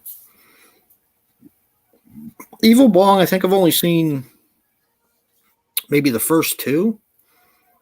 Yeah, we got a couple. And then the one with Ginger Dead Man. What? For her drink. I'm in bed. King Kong Bundy. Oh, wow. Yeah, those were the days, man. King Kong Bundy. Dan, you're showing your age. Yeah, he's probably about my age. And Echo, I'm not mad at you or anything. You can have your opinion. I don't care. I'm just saying, like, you know, people always say that, you know, especially liberal people, accept people and give them forgiveness and all this stuff. Yeah. So it's okay to forgive a child molester, but you can't forgive Hulk Hogan for using the N-word once. Nope. Really? You know. Yeah. It's just something I don't understand. So. Yeah. Yeah. I don't know. Personally, I say kill all the child molesters. Yeah. Kill them all. Talk about heinous. What time is it? It's 8:43. You want to go to bed? Mm-hmm. So go to bed. I understand that. He's got too much stuff on him. I liked Hulk Hogan he was all right. I mean, I don't know. I was more of an Iron Sheik fan. You know, every time the Sheik says fuck Hulk Hogan on Twitter, damn, it's actually just him being in character. He never drops character in public. Yeah, no, he has an awesome Twitter. He's funny. Yeah, I am not the oldest here anymore. Dan's got me by 2 years. Dan's older than a caveman? Did she just call me a fucking caveman? God damn, Danny. You know that scene in BC, or what was it, 1 BC or whatever? Year one? No, year one. That's what it was called. Yeah, That was Jay. that's not nice. But Yeah, Iron Sheik was cool. Yeah, I graduated in '89, Dan.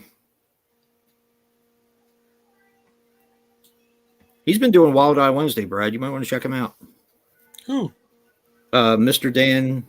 I follow him. I know. Oh, okay. Just Yeah, making I follow sure. him. Whoa. I may not have hit every video lately, but that's because I just have been busy. I'm behind on videos again. I try to keep up, but I got so many freaking people on. Dude, like half the rock songs of the 70s and 80s are about underage girls. Oh, yeah. One of Kiss's biggest hits is 16. Damn, 16. Echo. Now he's messing Fucking, with me. Damn. Winger's biggest hit, and still is a hit, is She's Only 17. That's not their biggest hit, but that was one of their hits. I'm pretty sure that's their biggest one, isn't it? I don't think what so. Was bigger? They're considered a one-hit wonder, aren't they? Hungry, Waiting on a Heart, or Heading for a Heartbreak. Oh yeah, that's right. They had the ballad. They did have the ballad. That's right. Yeah. Shit, what was one of the other ones? But like a lot of those, older Without the songs Night. Oh yeah, the Beatles. A lot of bands. 17. Yep. There was another one. Oh, who else had one? They were talking about She's 14 in the song. And it's Led Zeppelin? Oh no, she's just 3 years old. And that's a real fine way to start. Black Dog. I mean, there's lots of songs about underage girls on those things. But they were teenagers themselves. Oh, not all of them. I stopped watching wrestling. Wingers, There you go. She's only 17. Damn, Echo got me. He got me. And in Kiss's song in 16, in Christine 16, Yep. they literally talk about how they know it's wrong, but they don't give a shit. Yeah. They literally say that in the song. I mean, You could get away with that shit back then. yeah, I mean, people didn't care like they do now. Like I said, Jerry Lee Lewis married his 13-year-old cousin. Yeah. Yep. Nobody seems to give a shit back then.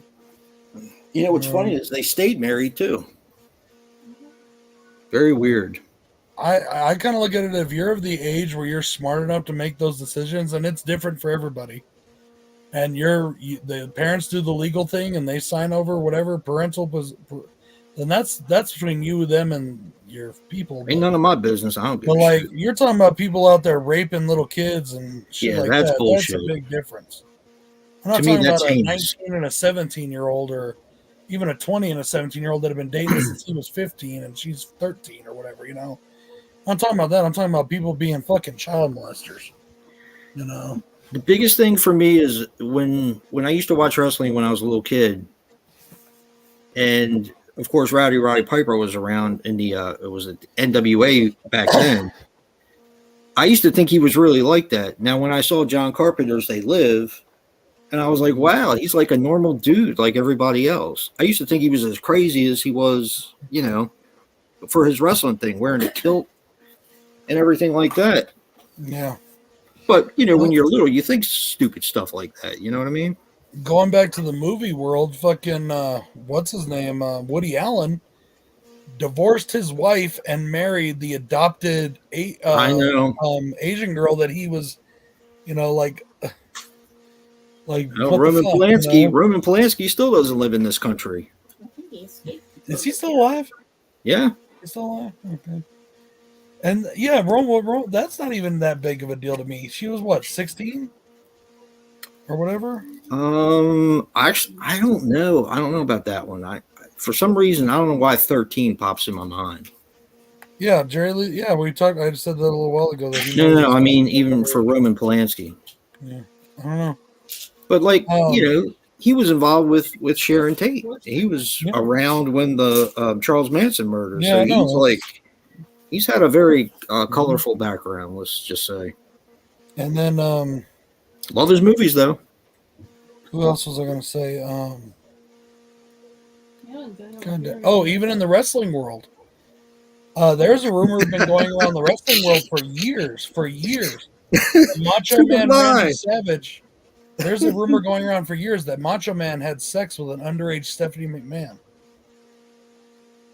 And they've always denied it. And I don't think it's true either. I think that's just one of those things that got started. But like you think about like how people perceive things, right? Vince McMahon and Andre the Giant were like great friends, right? Okay, Vince McMahon was a family friend. Andre the Giant was a friend of Vince McMahon Sr., friend of Vince McMahon Jr., friend of Linda McMahon. He was like an uncle to their children, you know. And when she was about 14 years old or whatever, before he died, he took Stephanie out to a really nice dinner. You know what I mean? Like he took Stephanie McMahon out to a really nice dinner. Stephanie McMahon told this story, and they're sitting there, and people are looking at him, you know, and stuff like that. It's Andre the Giant with this little tiny young girl, you know, out, and he starts laughing. And she's like, what's up, Andre? Or, you know, what's so funny? And he's like, all these people think I'm a big pervert. Read what Ben said. That's pretty interesting. I saw an interview with the girl who got caught with Roman. She regrets turning. She said her mom dropped her off there and they knew what's up. She said she ruined her career. Yeah. I mean, I just like, whatever, you know, sometimes people, when you're of a certain age and you're a teenager, you are responsible for your own actions, but the adult is also responsible. You know what I mean? No, she was an adult. It's interesting because you can have teenagers that commit a crime and they're tried as an adult, but then you have teenagers who make these decisions and then they're still considered a child. It's just it's a slippery slope. You know what I mean? Yeah. I didn't know that about Jimmy 6ix9ine, Ben, but it doesn't surprise me. He's a bitch anyways. Who? The rapper 6ix9ine pled guilty to making a sex tape with a 13-year-old. No. What about R. Kelly? And there's people that still stick up for R. Kelly. And they caught that motherfucker on tape. I mean, you know. Yeah. You know. The girl that's raping men and she gets away with it and she's a hero.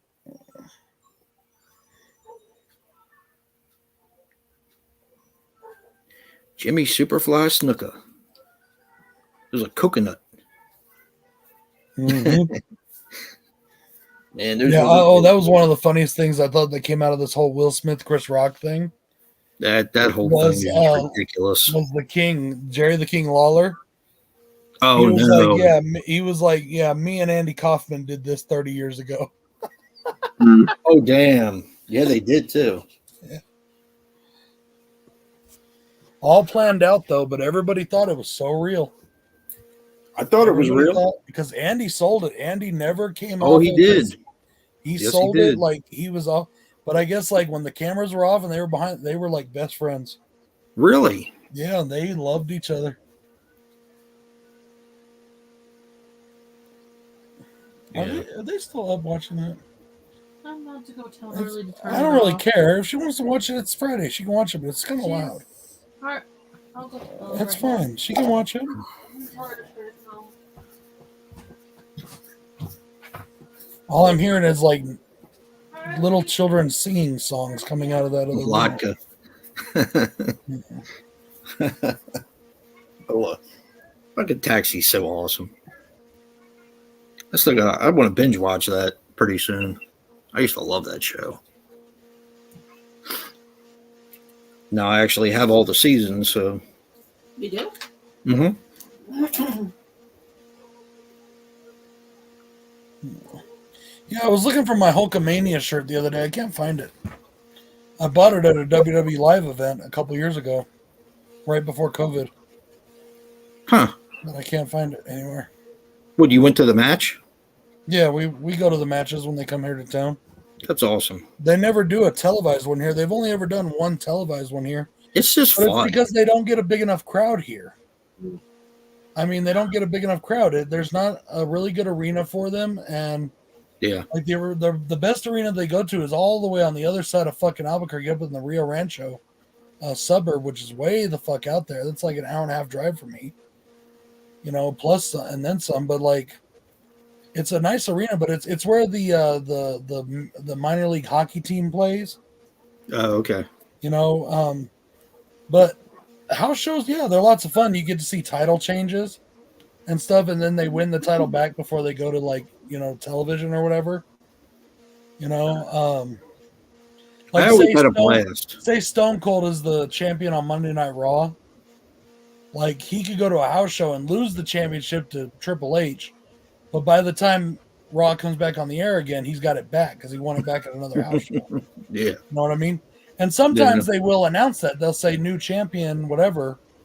And sometimes they will very rarely let something stand from a house show. Like, back in the day, they used to show clips from like a house show. I remember when Shawn Michaels beat British Bulldog for the European title.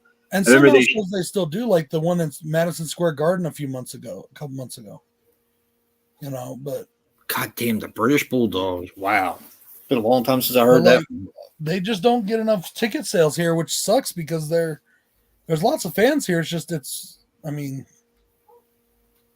a lot of the natives are fans, but it's yeah, you know, they live in so far out that a lot of them can't get over here. You know, who beat the British Bulldogs, Joe? Shawn Michaels beat the British Bulldog for the European title. It was at a house show, and I remember them showing it like a clip of the match on like Monday Night Raw, like the following week, because that was when they let stand. Like Shawn kept the belt, right? So they needed to show people how it happened because people were like, "What the hell?" Yeah, right.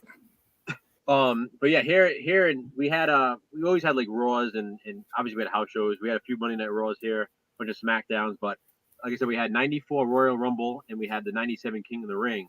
So the 94 Royal Rumble, that was when Bret Hart and Lex Luger both won. They both went over the rope at the top at the same time. And they both touched.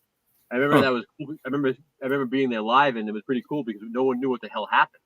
Because they literally played the music for Luger, then they played the music for Bret, and then the big whatnot. And then the King of the Ring for 97 was when Triple H won King of the Ring, and that was also the match. It was Stone Cold versus Shawn Michaels, and somebody jumped into the ring. They jumped the rail and they got into the ring like a fan. Oh, wow! He was disabled though.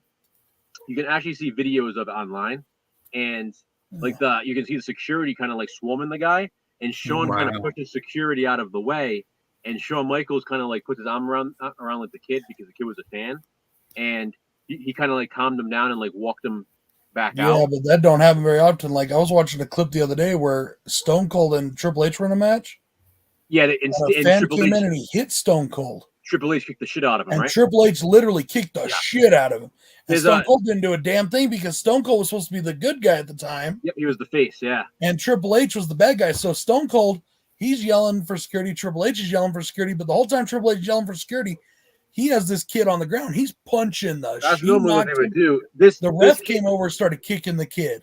That's normally what they would do. This kid in this match. It wasn't a kid, it was a guy. The kid in this match had Down syndrome. Oh, okay. They were, you know what I mean? But security was being rough with them. But it was kind of cool. I remember at the time I was a big Shawn Michaels fan. I was a big Stone Cold fan too. But Shawn kind of like pushed security out of the way and kind of like calmed the kid down. Because like you can tell the kid didn't. I don't know. He just didn't know. I mean, he was. It's not like he wasn't attacking like that kid, the guy that ran up and hit Ric Flair during his Hall of Fame speech. Yeah, Bret Hart. Bret Hart. I'm sorry. Yeah, he came up and hit Bret Hart during his Hall of Fame Bulldog's son kicked the shit out of that guy. Oh yeah, British the Bulldog's son was up there, and so was Ronda Rousey's boyfriend. Yep. Like beating the shit out of him. Yeah. Huh. And then there was a guy that attacked Seth Rollins while he was walking to the ring, and Seth, like, people say, "Oh, these guys aren't real tough guys. They can't fight. They can't." Seth put him in a fucking choke and just held his ass till security got there. Oh, I wouldn't mess with any He of could them. have done a lot worse if you ask me. Yeah, Echo. Echo, that was here. I saw that live. That when that happened, that's the video, definitely. But there's so many, like, I mean, watching Triple H beat the crap out of that guy, I was like, damn, I don't know if I want to. He was like stomping him too. He was beating holy hell out of that guy. He probably fucked him up. That's a rule they have. If you're going to rush the ring, you take your chances. That's an actual rule they have. Exactly. Like, it's off limits. As soon as someone enters the ring, the wrestlers can beat the shit out of them, and they're not held liable. Yeah, nice. And then, they're being attacked. They're allowed to defend themselves. somebody ran in and hit Eddie Guerrero once, and they beat the crap out of him too. I just don't. I mean, I understand people are rabid fans and they want to get involved and all that kind of stuff. And yeah, but like, okay, but you got to have control, you know. There are some fans that take it so seriously they think it's so real that they're like, "Are you fucking kidding me?" I mean, one of my favorite things to do at the shows, because like, I try to get really good seats when we go. Okay, usually I get really good seats. The best seats we ever had were like third row on the aisle, where the wrestlers walk up. You know what I mean? Right. Third row from the ring on the aisle. And it's fun to get on the railing and yell at them and, but you heckle, you do all that kind of stuff. You don't have to be like, you don't ever, I'm not going to jump over the thing and, I'm not getting arrested for that shit. Fuck that. Right. Plus, you'd probably never be able to come back and watch another ring. They put your picture up at the things. They ban you from the. Yeah, they ban you. And, they've never. My goal is to get to a WrestleMania, and Danny and I were going to go this year because it was in Dallas. Wow. And I'm sure it'll be in Dallas again. So, or in Phoenix or something. Where do they hold it there? But Dallas, they held it at Cowboy Stadium. Really? Huh. Yeah, I guess it does have a dome. So. Oh, it's a huge stadium, but they do outdoor shows too. They've done it. They did it at Candlestick Park a couple years, the new Candlestick Park or whatever. Well, it's the only time Dallas gets to see a championship this year. Damn, Joe. Yeah. They do it all over. They do open and closed stadiums. Damn. I mean, they do it in New York at Giant Stadium, and it's open. But yeah, there's just you were a seat filler, dude. That's awesome.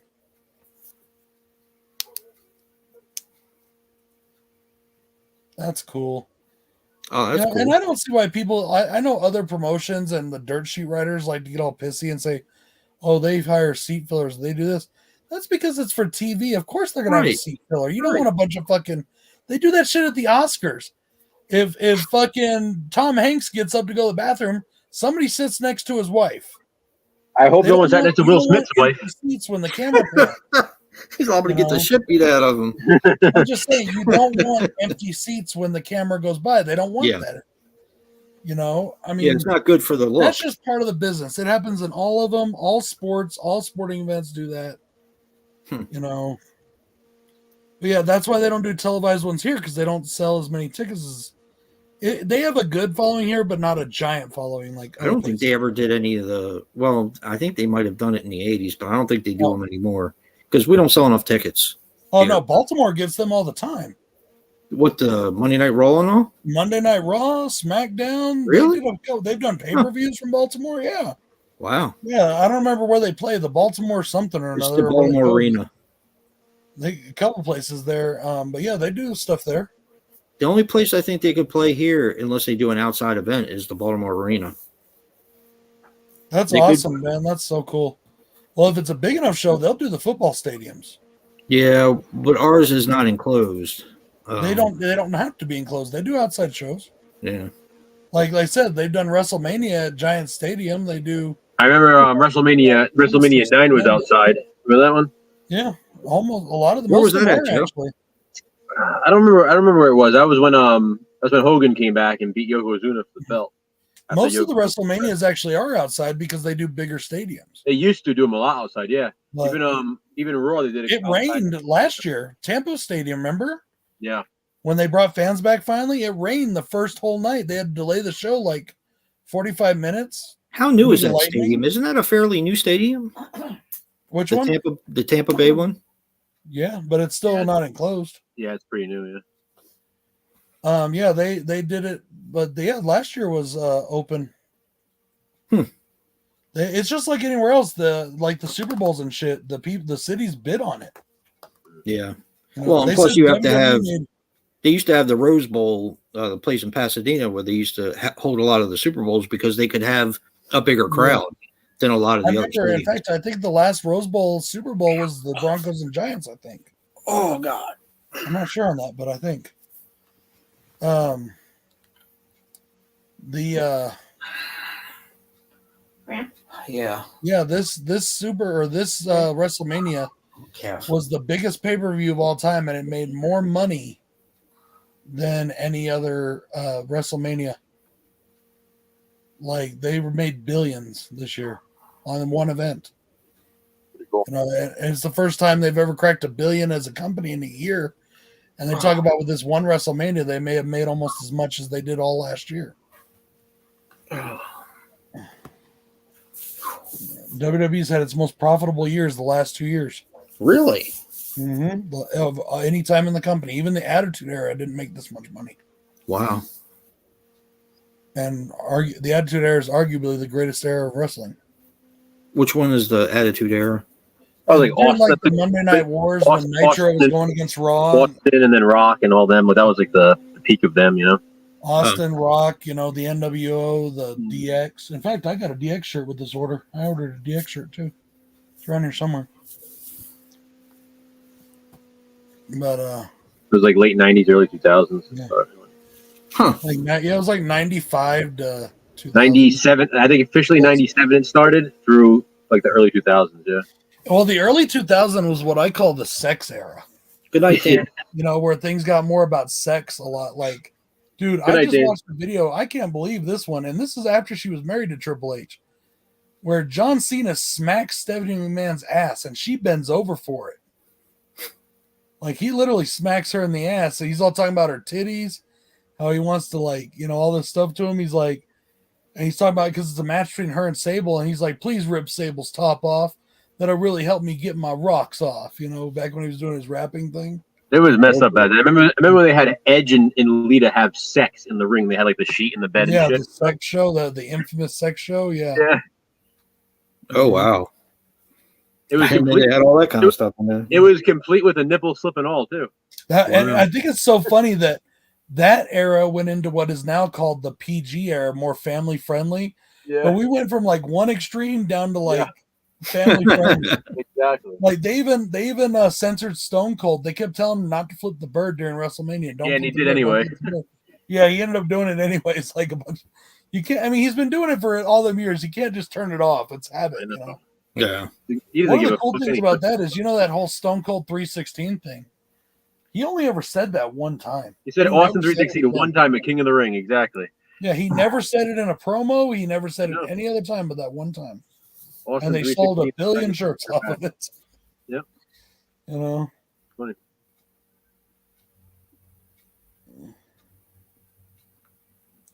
Good night, Dan.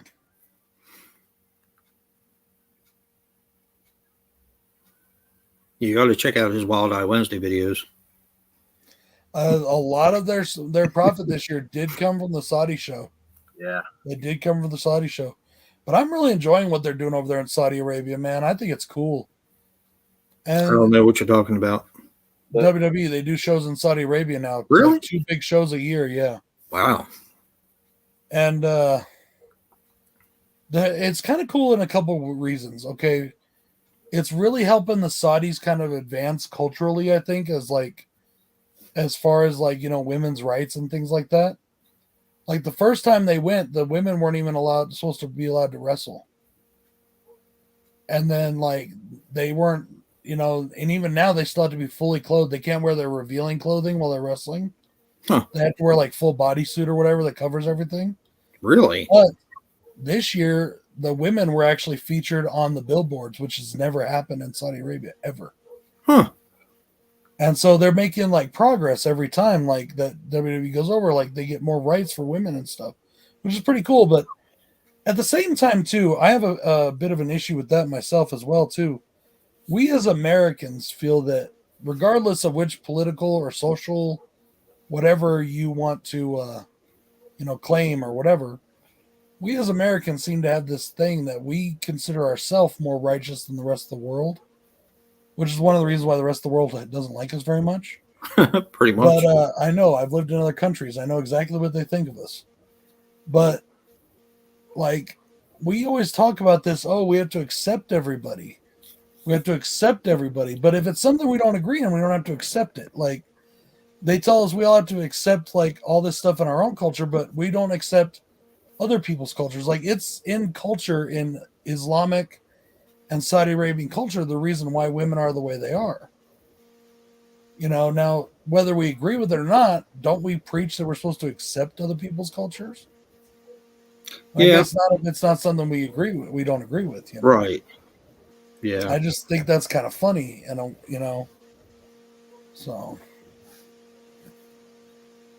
yeah, like some of them Saudi people don't seem to realize that these people aren't real, or they're not mortal. Like they want to see like Ultimate Warrior come and face off with freaking Vader and shit. They don't even know they're dead. Like, Wow. you know. The Ultimate Warrior, when did he die? He's been dead a long time, hasn't he? Right after he got five or 6 years ago, he got entered into the Hall of Fame, and then he died like right after. He died that week. Wow. He died that week. Yeah, he got entered in the Hall of Fame. Yep. On Friday. Mm-hmm. He went to WrestleMania on Sunday. He Died showed up Raw on Monday and died Tuesday. Yeah. Wow. He died going from the airport or into the airport or from the airport or something. Like it was too much for him or something. That's crazy. Yeah, they wanted to see Warrior and Yokozuna. Yeah. What did he die of? Heart attack.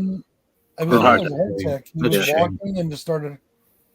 But That like dude they was do huge. a thing at the Hall of Fame now. They put an honorary member in the Hall of Fame now every year called the Warrior recipient, Mm-hmm.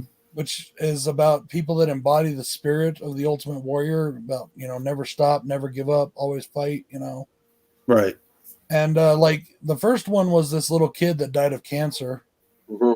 That they did this whole big like thing for. They still do it every year. Connor's Cure Foundation. Yeah. And then like this year it was Chad Gaspar, who was killed a couple of years ago down in Florida. You may remember, Jay. They were caught. Him and his little boy. His little boy got caught in a riptide. Oh, okay. Okay. And he went out and saved him, and it ended up drowning him. Yeah. So this year they put him in for that award. You're actually right about that, Ben. Oh yeah, I know, Ben. That's exactly how I feel. I'm very grateful to the military for that.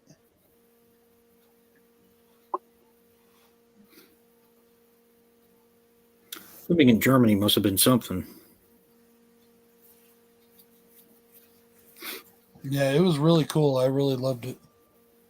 I want to go back. You have no idea how bad I want to go back. I want to take my family. If I ever was able to rich enough to buy, I would buy a place in Germany. Really? Oh yeah, easy. Yeah.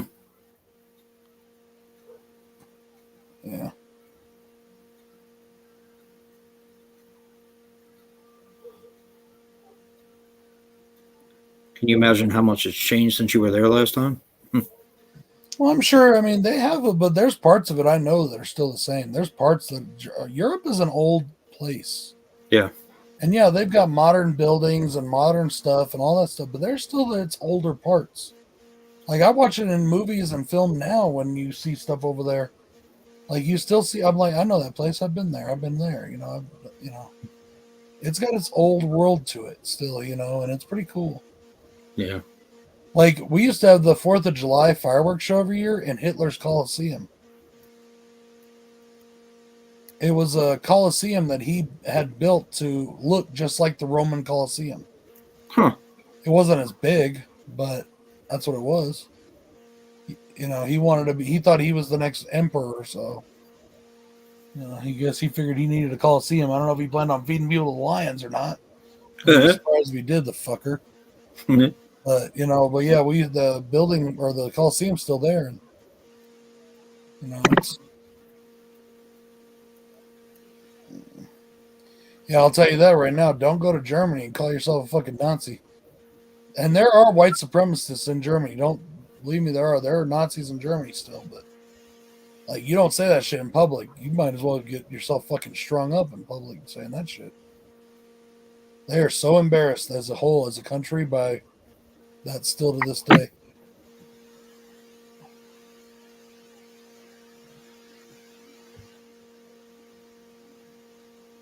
Oh yeah, Ben. That's the stuff I used to love to do, was go to the castles and must have been amazing to see. All kinds of stuff.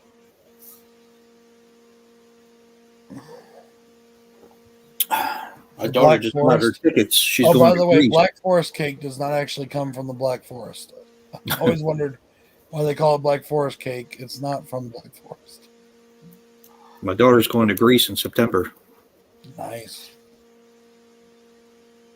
That's pretty awesome. Yeah. What is she going to Mexico for? I think so. I think she's going to Mexico soon. That's when we're staying with the dogs.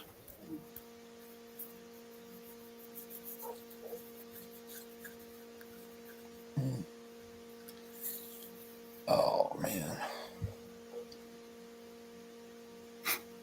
Okay, I think it's time to start drinking.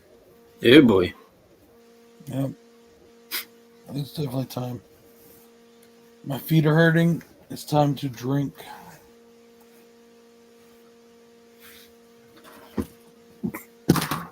I had my beer. No, I mean drink. Nah. I feel bad enough all the time. I don't need to feel worse. Drinking doesn't make me feel bad. It makes you feel happy and good. Yeah, for a little while. Then the next day you want to die. Nah, I don't get hangovers. I do. You know how you keep yourself from getting hangovers? Don't drink. No, you drink water before you drink. Keep yourself hydrated. That's what the hangover's from, is from being dehydrated. But also, the secret is to take 4 ibuprofens before drinking. Well, not good for your liver, but it keeps you from getting a hangover. Of course, I don't do that. I just don't get hangovers. But hey.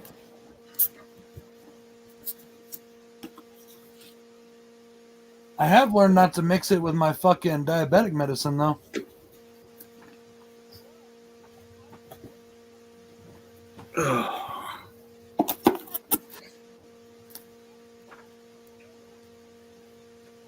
I remember the sweepstakes. Live like Bond sweepstakes.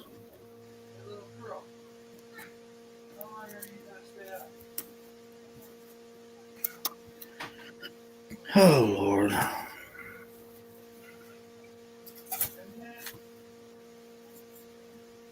Did I ever show you this, Joe? I found at a store. It's the horror in the classic tradition, the Frankenstein Reader. Huh. Yeah. That's cool. Can you guys hear me? Yeah. Yeah. I just walked out to the living room and Harley's still. I said, "Hey, how long are you planning on staying up?" She's like, "I don't know, 10 minutes. I'm waiting for mommy to read me my bedtime story." Aw. Like it's mommy's fault. I want a bedtime story, goddammit. I'll give you a bedtime story. You will? You give me a bedtime story? A good Don't one? give him no story, Corinne. You don't deserve it. Oh. He's the kind of guy you should be paddling his bottom and putting him to bed without supper. I might like that, though.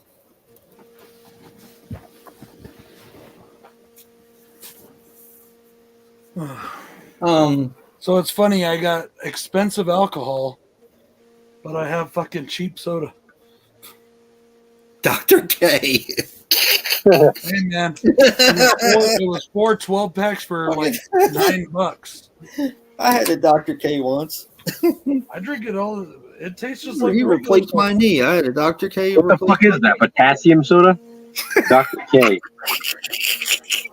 It tastes just like Grapes and raisins, Joe. Yeah.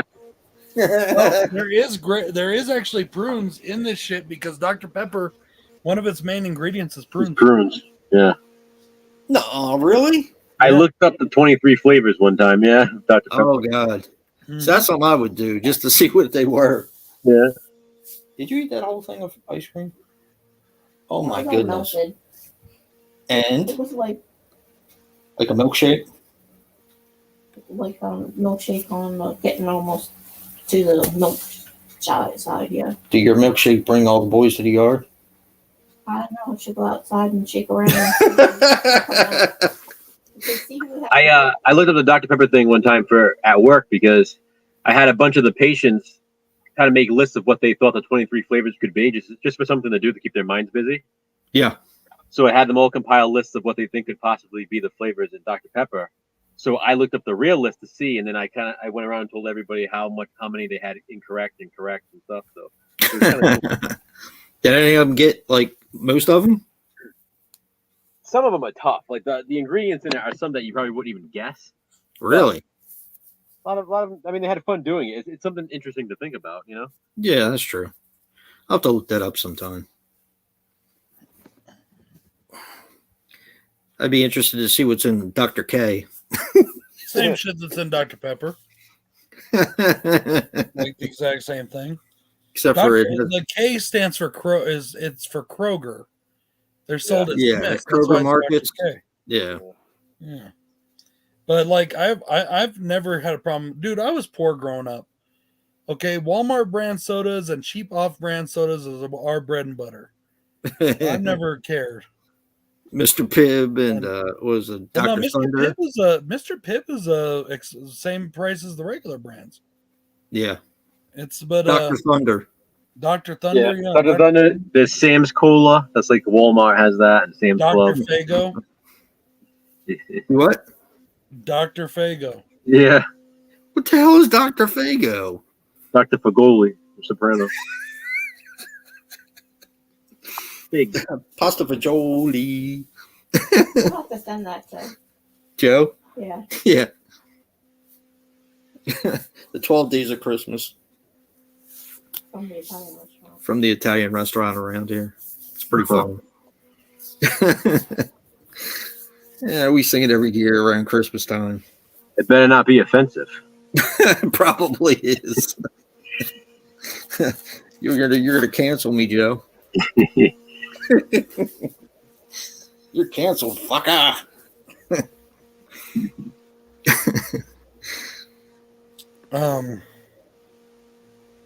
Yeah, sorry. You're canceled too, fucker. You were wiping your ass, No. scratching your balls, Mm-mm. wiping your wife's ass. No. I don't know. I've run out of guesses. Pasta fagioli. Dr. K. What? Dr. K. Hey, Dr. Potassium. Having some great that shit's like $4 or 4 12 packs for $9.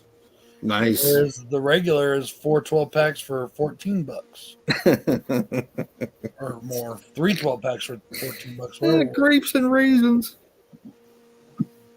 That fucking killed me, man.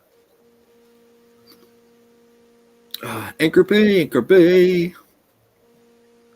Yeah. Half an hour to Anchor Bay. Oh, 40 minutes. I'm gonna have to get another fan for this room. I keep a fan next to the bed, and we turned it on last night. Danny turned it on last night and thought something was burning the motor in it. Uh-oh. Yeah, it went up and it was all getting all hot, and I was like, yeah, that's what it is. So we took my fan out of this room to put it next to the bed because I'd rather have it. But now I'm gonna have to get one for in here because it gets warm in here. Pasta fagioli.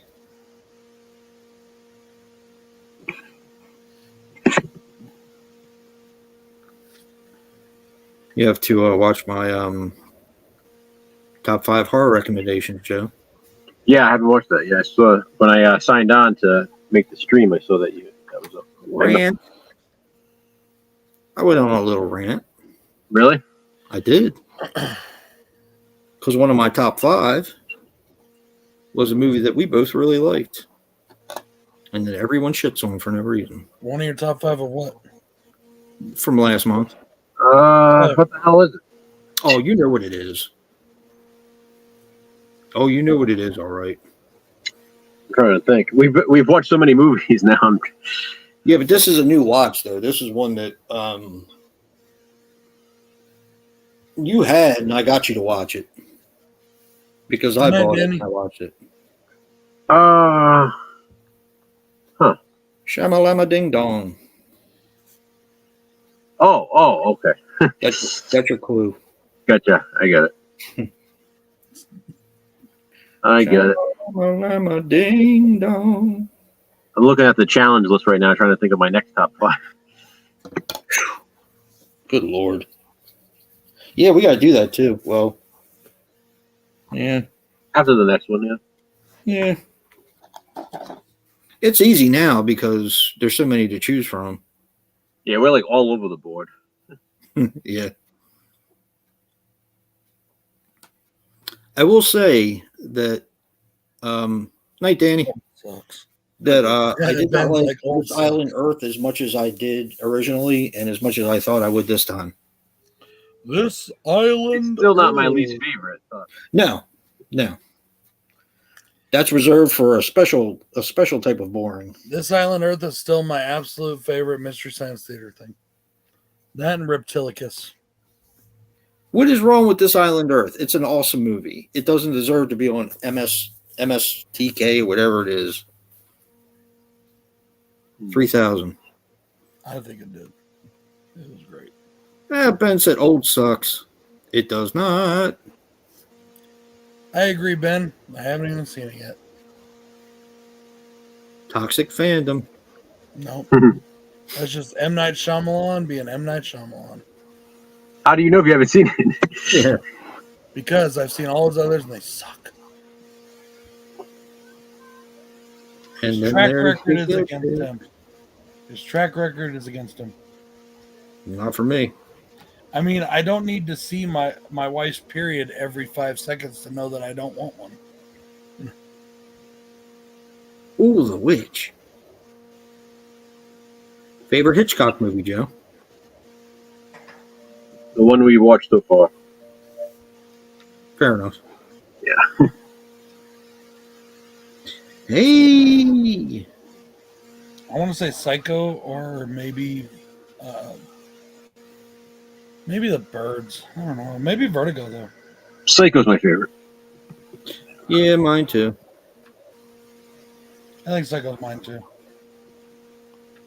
It's a masterpiece. I like Rope a lot too, though. I love Rope. I like Shadow of the Doubt a lot too. Yeah. They got new episodes of Better Call Saul. You know, unpopular opinion, I think Better Call Saul is a way better show than fucking Breaking Bad. And you're entitled to your opinion. I However, just said it was my opinion.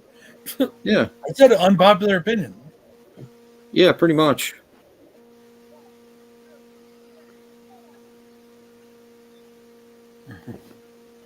Those are literally the words that came out of my mouth. See, Jason, you mentioned old, and now everybody left. No one's watching anymore. Fuck 'em. We can turn it on right now, why don't you? I'm about to turn you off. Okay. You always do. Yeah. Why do I always do? Lovers on Borders. Don't know what that is. Man, Big hey, fuck. you want to hear talk about a weird fucking? Here's my continue watching, okay? Okay. For my from Netflix, okay? All right, and I don't even remember watching this. So Transformers: Dark of the Moon. I don't remember turning that on, but okay. The Silent Sea, I don't remember turning on, and Danny has her own, so she shouldn't be on mine. Black Summer, Shrek 2, The Texas Chainsaw Massacre 03, The Dirt, Teenage Mutant Ninja Turtles, the movie, Gabriel Iglesias, One Show Fits All, The Way of the House Husband. That's weird. That's a weird show. Twitter, I just saw the poster for the new Jeepers Creepers movie. I saw it the other day myself. What's it called? Jeepers Creepers Reborn or something like that? Or Yep. Looking forward to it. it can't be any worse than the 3 we've got out already. So sure, why not? At least they didn't just call it Jeepers Creepers. Or Jeepers Creeper, I should say. It's actually... Oh, come on. We got the whole recall thing going on. Exactly. So I'm saying, at least they didn't just call it that, again. Well, we need to stick with what we know.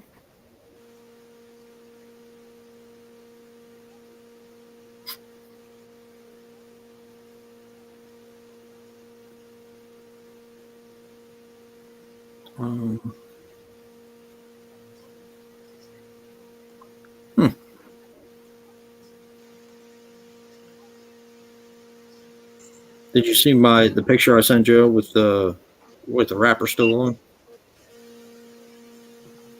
What?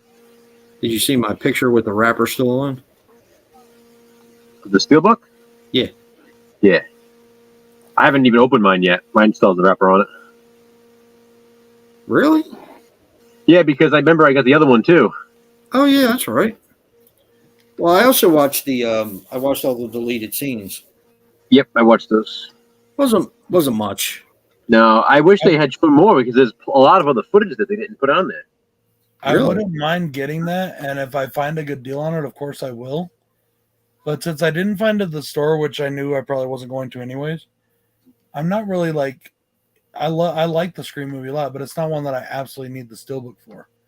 Now, I just Halloween happened Kills, to search my Best Buys, and one of them, like 30 minutes away from me, said they had one in stock. So I literally like placed the order online so they would hold it for me, and I went and got it. Because all my other Best Buys around didn't have it. Like Well, I said, I if was- it's like Halloween Kills or something, sure, hell yeah, I want it. I was pissed off because nobody had it around me, and so Corinne looked at it and saw that you could order it, unlike, of course, Kills. Halloween. And she ordered it for me. I was like, hey, because she's awesome.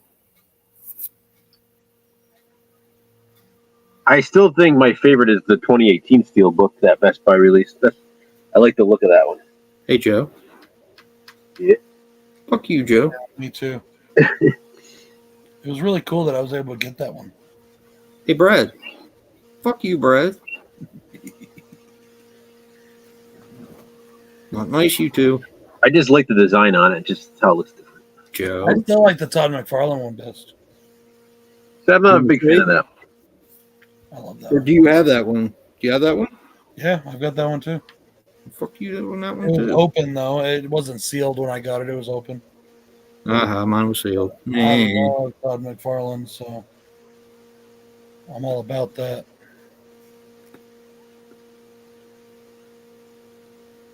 You get the old Steelbook, Brad.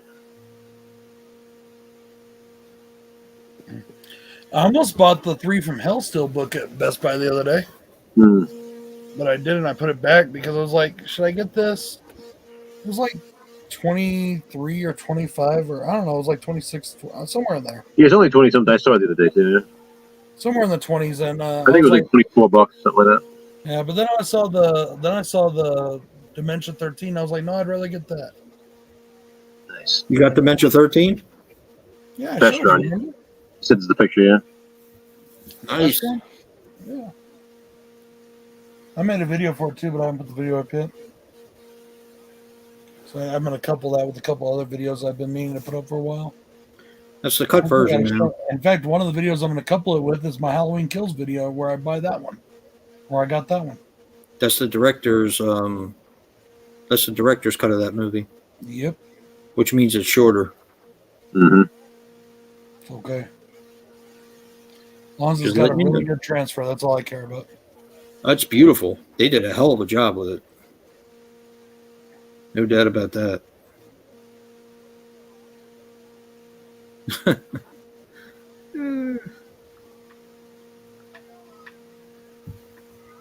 Yeah, they did a really good job on it, and it has a whole bunch of special features and what the hell? That looks fun. Okay, Nightmare Symphony and Maniac Driver. I like to both of them. I like to see. Universal Studios.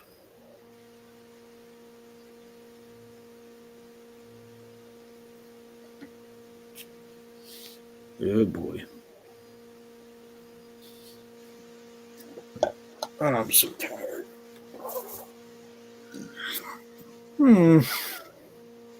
What the hell?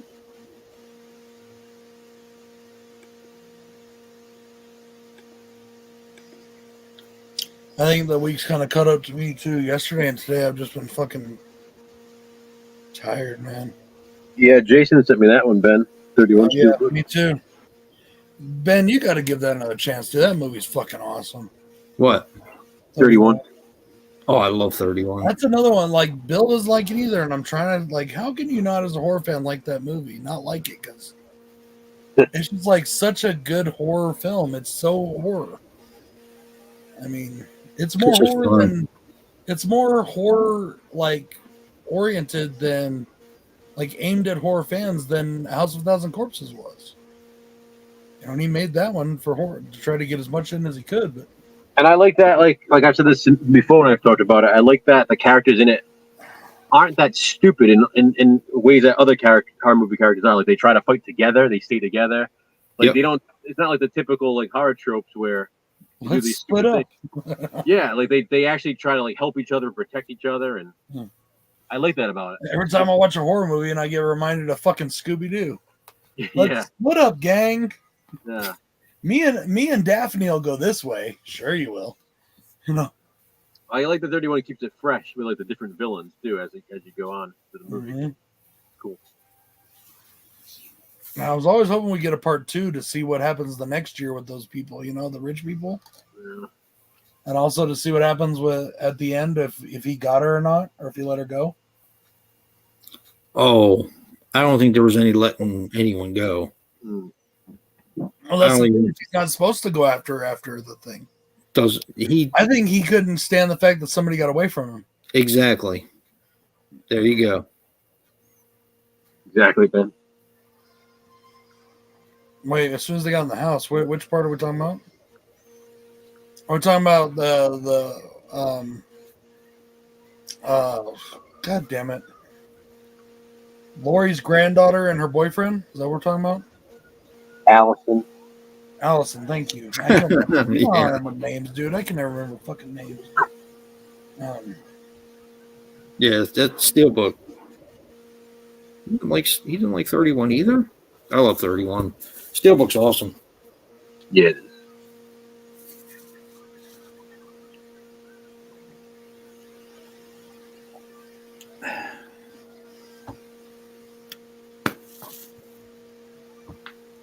I turned on Robin Hood, Prince of Thieves in the background.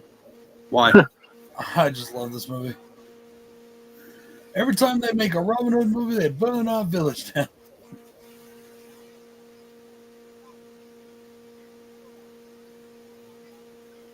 I was actually looking to put on a horror movie in the background. As soon as I turned on this, I saw Hulu.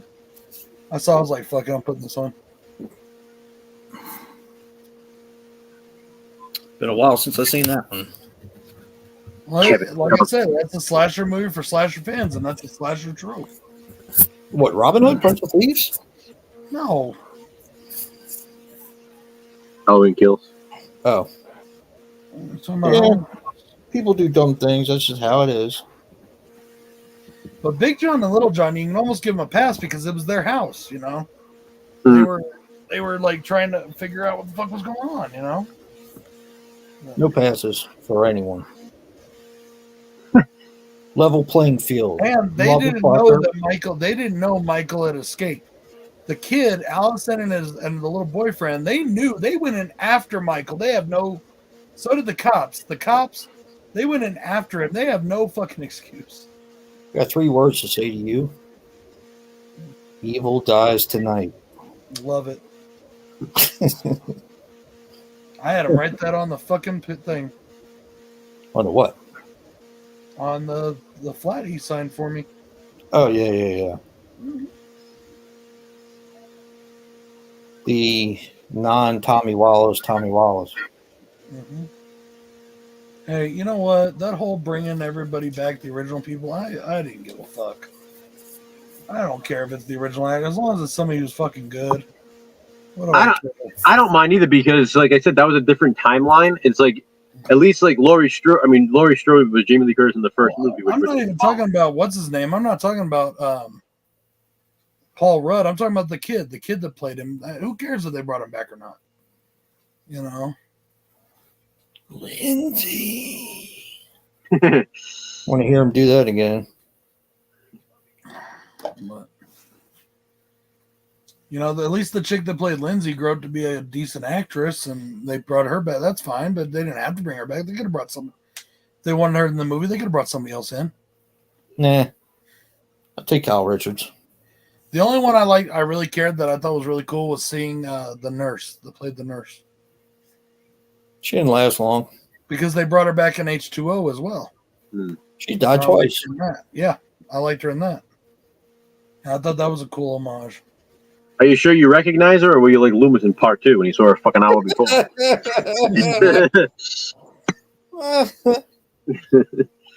The next day. Oh, I didn't recognize her. Well, I wonder if it was a different actress, wasn't it? Or no. Or maybe it was just a reference to the fact that it's been like 2 years or 3 years. Like, it was literally the early the day. Yeah, I'm not talking about in the film. I'm talking about the distance between the films. No, you know, literally hours had passed. Like, she did look different. Her hair was Oh, I longer. didn't recognize you. You know, she was in different clothes that looked. But honestly, too, if you think about it, let's just go back into the story here. It kind of makes sense in a way. He didn't give a fuck about her. He was so preoccupied with Michael, everything. He probably didn't even know what she looked like. My thing with it is it's such an unnecessary line and an unnecessary. Yeah. Yep. You know what I mean? Like even like the school, it's unnecessary. I didn't recognize you. Like Michael broke into school to write fucking whatever the hell, stab the knife into the sister and everything else. Well, I wonder if they were going to go farther in a different direction, and then they dropped it or something. I don't know. I didn't recognize you. I think Donald Pleasance was starting to show signs of dementia. They should have showed that scene in Terror in the Aisle. You know, I as I watch the movies over and over again, I mean, it's it'll probably be in my heart my favorite Donald Pleasance role of all time. But the one role of his that I really love, that I think he gets to stretch even more, is I love him in The Great Escape. I like him as Blofeld. When he plays Colin going blind. I mean, that's just so fucking good. I like that a lot. I like him as Blofeld. I actually like Loomis in Halloween 4 and 5. I like how over the fucking top he is. I just do. I've always loved him like that. Like the crazy lines and stuff. I just like how passionate he is about the evil coming back to town to get justice. I've always when I think of Loomis, I think of him in those two for some reason more than I think of him. Like he's a little bit more calmer and collective in the first two. Like he has his lines where he gets a little passionate. Obviously, it's even in 2. I shot him 6 times. But like in 4 and 5, you he's don't like know what death is. Yeah. Death has come to your little town, Sheriff. I shot him in the heart. I shot him 6 times. And then he goes, "All right, motherfucker, guy. you shot him 6 times. God damn." I like how he goes, this guy. He's getting in the gun. This fucking guy. You should have said that. This fucking guy. You know what really kills me is how they cuss out Loomis, the sheriff, especially when Annie dies, and they're getting mad at him. And it's like, he fucking tried to stop it. He didn't fucking want him out. That's what he mumbles to himself. I didn't let him out. I tried to stop him. Yeah. He's like, and he's not dead anyway. Her fucking eyes move. She's still alive. She was famous. She did. That was her punishment. She got put in Halloween 3, Brad's favorite movie of all time. And then The Fog. They just keep throwing horror movies. No, bitch. You'll never be anything except for these movies. Carpenter's get stuck with me forever. That's what you get for singing that fucking stupid song, Paul. That's as bad as Your Love's Like a River. Fucking DJ Dave. Paul, shut the fuck up. Hey, strangled her. How about the song that Jamie Lee is singing in the first movie and then again in 2018? Annie's my favorite. She made that song up herself. She's very talented.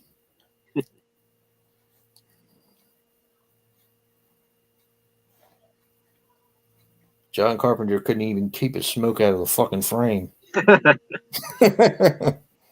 use a fucking wrench to break the window. In his defense, I don't think he thought it would go through the bush. Well, it was the 70s. He should be an expert on bush. Right? See anything you like? I mean, I've blown my smoke into a girl's bush and it didn't come out the other end. Totally. Totally. Oh boy. How she kept working after that, I'll never know. I had one girlfriend, I wanted to turn her asshole into a bowl and smoke it out of her. Huh? Never mind. You just saying you wanted to suck some shit out of some girl's asshole? No. I said I wanted to smoke weed out of a girl's ass. Nice. I wanted to turn her asshole into a bowl. At least it'll mask the skunk smell.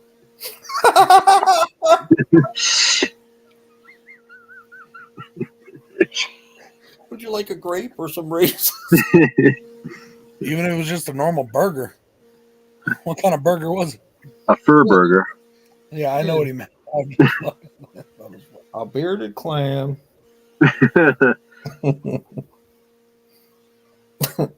Like Harold and Kumar, when they're like, let's go get some burgers, and Neil Patrick Harris is like, yeah, fur burgers. He's like, humping the bag. He's so funny in those movies.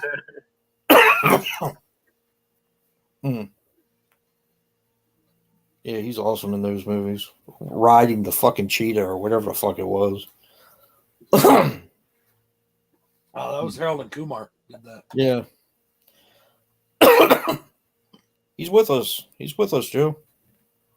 I'm always with you.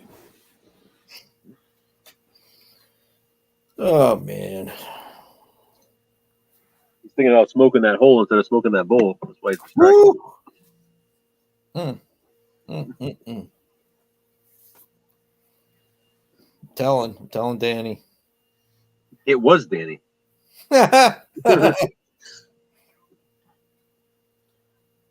Nice, Ben. What do you think so far? Ben's watching How I Met Your Mother, Brad. Cool. I watched the last season. I couldn't take 9 seasons of trying to learn how he met his mom. So I just skipped to the end.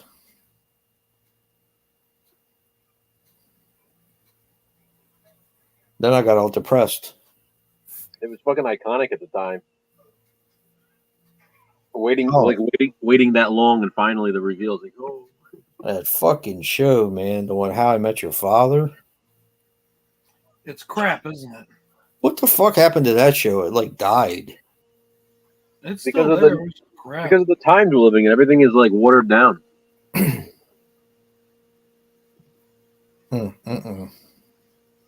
That's what's her name too? Haley Duff. Hillary, yeah. Hillary Duff. Yeah, like that's a fucking, advantage. She was in that one movie recently that everybody shits on. Something about Sharon Tate. Oh, no one shits on movies. Yeah. Like everyone shits on that movie. I just kind of want to watch it just to see what it's like.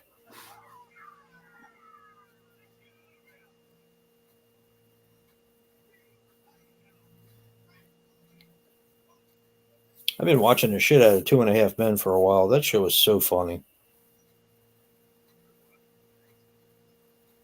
Up until Charlie Sheen left. Then it's tolerable at best.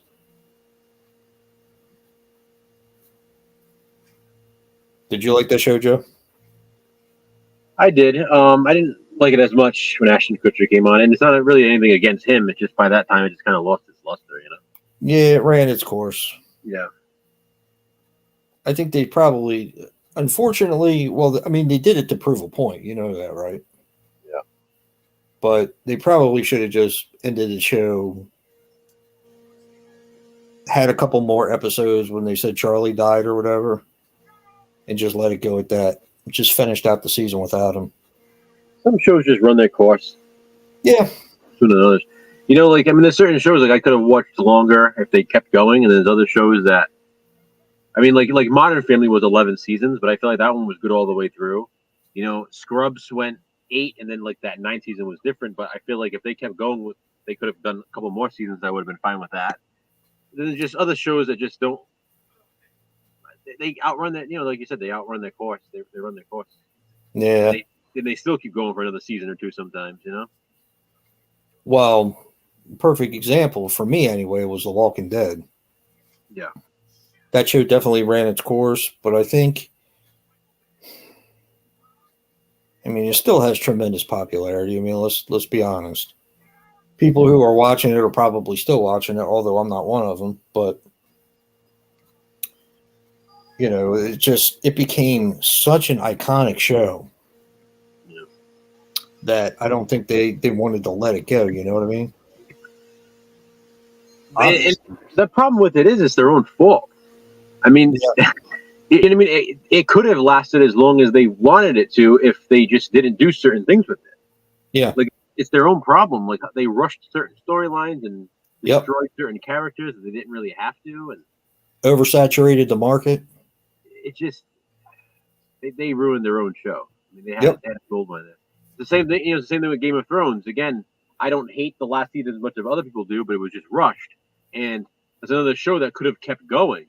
But they could have done so much more with Game of Thrones if they wanted to.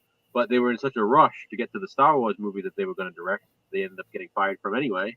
That they rushed the last season, and it's it's too bad because they could have done more with it. Yeah. Like, the show was at its peak, and then why would you end it now? Yeah, I never really understood that because that show was so popular. Yeah, I just don't get it. And everybody complained about it. Everybody. There are people that like it that still complained about it. And there are people that don't like it that complained about it. Still haven't seen it.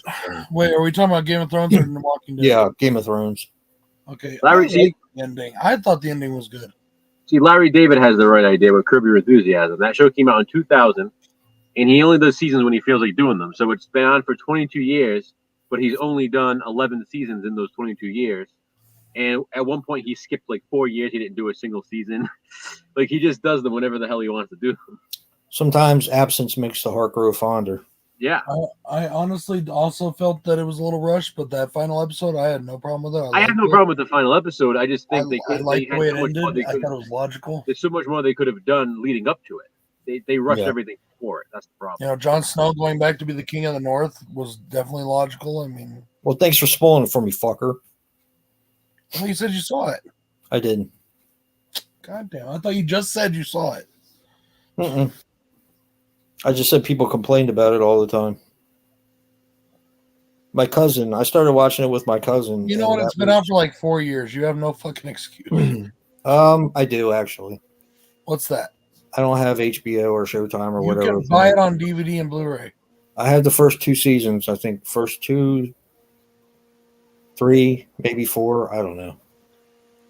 I've also offered my HBO password 1 billion times. You have no excuse. I watched the first season in its entirety. And then I stopped watching it. Doom Patrol is a very cool, weird fucking show. What? Doom Patrol. Once again, it shows DC does a better job than fucking Marvel. On television. Movies, too, if you ask me, lately. Nobody asked you. The Marvel movies we've gotten lately since Avengers Endgame have been kind of crappy. Except for the only exception Spider-Man.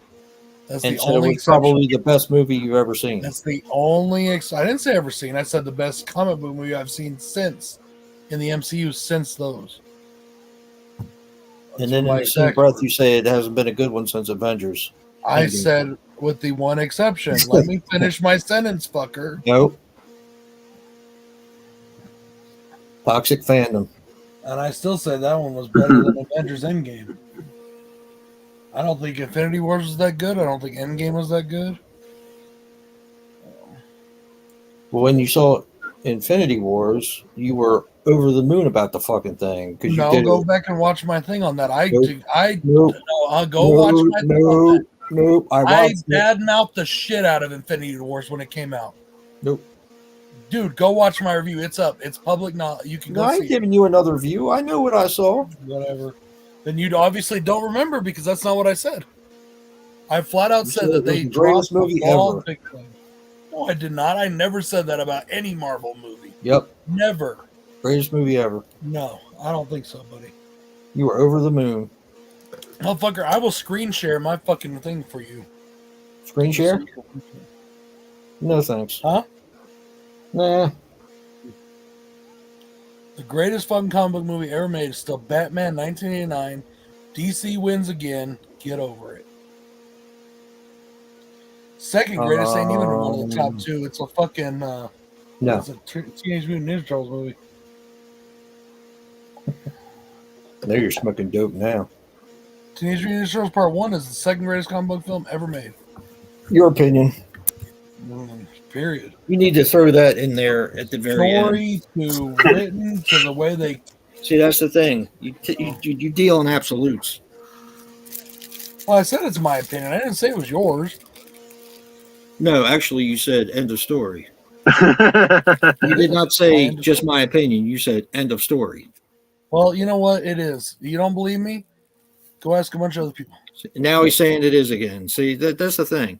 It's my opinion. It's not my opinion. It's my opinion. It's not my opinion. It's the deal. Well, you know It's my the opinion is the only opinion that matters. Because everybody else's opinions are shit. Mm-hmm. Spider-Man 2. My opinion is that I'm skinny. I thought you were Dead Man. I'm not talking about the characters. I'm talking about my body weight. Joe. Yeah, pretty fuck good. You, Joe. Joe can't even gain fucking muscle tone, let alone fucking fat. That's not nice. Fuck wrong with you, man? Yeah, that's why Joe's an Italian. He's like weenie. I'm gonna take a shower Oh my god. tonight. There you go, man. What are you gonna do tomorrow morning? I don't know. I don't know what time Mary's planning on Oh shitski. coming. Did you see what Ben just put, Joe? Or She Jay? ain't coming over here. I won't have it. Jay, did you see what Ben just put? What? I identify as thinner. Yeah. Joe identifies as a millionaire. Man, I wish that fucking gypsy woman would put that curse on me. Thinner. Okay. So then you fall through your own asshole. Nah. By the It time the doesn't curse just stop wears when you're off, thin. by the time the curse wears off, I'd be like the right fucking weight. The curse wears off. The curse don't wear off. Apparently, you missed the point of the story. Oh. Man. It's been a long time since I've read that or watched that movie, though. I'm pretty sure Thinner was the first Stephen King book I read. I can't remember. Best movie ever. What, End of Thinner? story. No. Not even close. Not even King's best movie. All right, what's the best Stephen King movie in your Shawshank opinion? Redemption. Huh? Shawshank Redemption. Okay. And that's very possibly the greatest film of all time. It's a good one. It's just that fucking good. I'm not saying it's my personal favorite of all time, but it's possible that it may be the greatest film ever made. It's a pretty damn good one. I mean, Even I'll agree with you on that one. Andy Dufresne crawled through a river of shit and came out clean on the other side. Yep. Morgan Freeman. How good is Morgan Freeman? I love that thing they did of him on Family Guy. Even now, I'm just sitting in a room with foam on the walls that looks kind of egg cratey, kind of spongy, kind of fun. So does this count as a new watch and could be a movie that I could say in my top 5 next month? I think What is so. it? I can't see it. Oh, the Hitchcock one? It's going to You be. haven't seen it, right? I've seen it. It's fucking awesome. No, but I mean, if you're saying it's a new watch, you haven't seen it before? No, No, just it's a pieces new of watch. it on Terror in the Isles. Yeah, I love the Richard Bachman books. I know Joe does too. Yep. In fact, I need to get that book, whatever you want to call it, like the multiple stories or whatever. Bachman book. book. I need to get that again because my cover's ripped off of mine.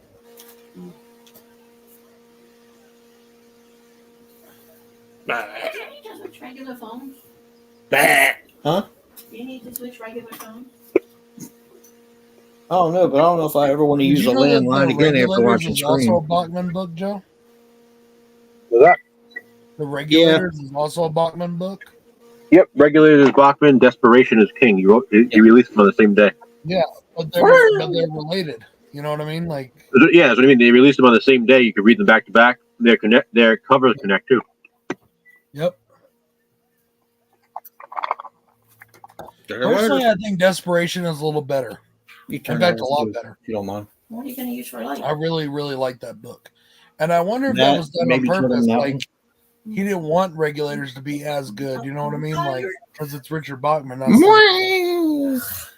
Maybe. a long time to do the shower. Which one do you like better? Feel better if I I like Desperation better, but Huh. I really like his Bachman books because I think he has like a darker style for somehow. In those Yeah. books. The Long Walk. Long Walk is my favorite by him. Then you got Rage. Yeah, I love Rage. That's my favorite. I love that one.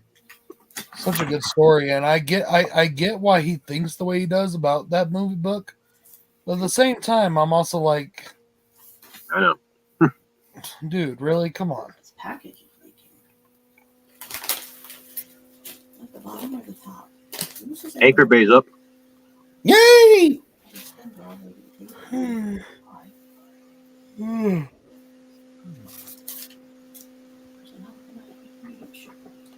And Psycho 3 isn't doing as well as I hoped it would. Psycho 2 did really well, right out the gate. I was hoping Psycho 3 would do better. What do you think of Psycho 4, Joe? I like it. It's probably my least favorite of the four, but I like it. Really? I almost would put it up there right with 2. Like, I Really? love it. Wow. Yeah, 2. I thought it was absolutely fantastic. I love the concept of it, you know? The radio show. Yeah, him calling in his story and all. Mhm. That's just fucking great. Then you have something Olivia I'm gonna talk Huston about in my naked, review. so you got that too. In my review, I'm going to talk about this, but the screenwriter is the same screenwriter that wrote the first one. Oh yeah? Yeah, and he actually wrote the movie to be based after part 1, completely ignoring sequels 2 and 3. But in the movie, they talk about how in the movie Norman says that he's only been out for like 4 years. And since it's it's 1990 in the movie, and the movie came out in 1990, the fact that he was arrested in 1986 and put in jail, it was 4 years to the prior since he killed somebody. That would make it a sequel to part 3, a sequel and a prequel. It's one of the few sequel prequels out there. But the screenwriter still insists that part 3 never happened. But if you go by what they say in the movie, at least in that one conversation, part of it, part 3 had to happen. So did part 2, which, It all happened. you know, but it was intended to be a direct sequel to the original. I know one thing for sure. Hmm. You couldn't even hurt a fly.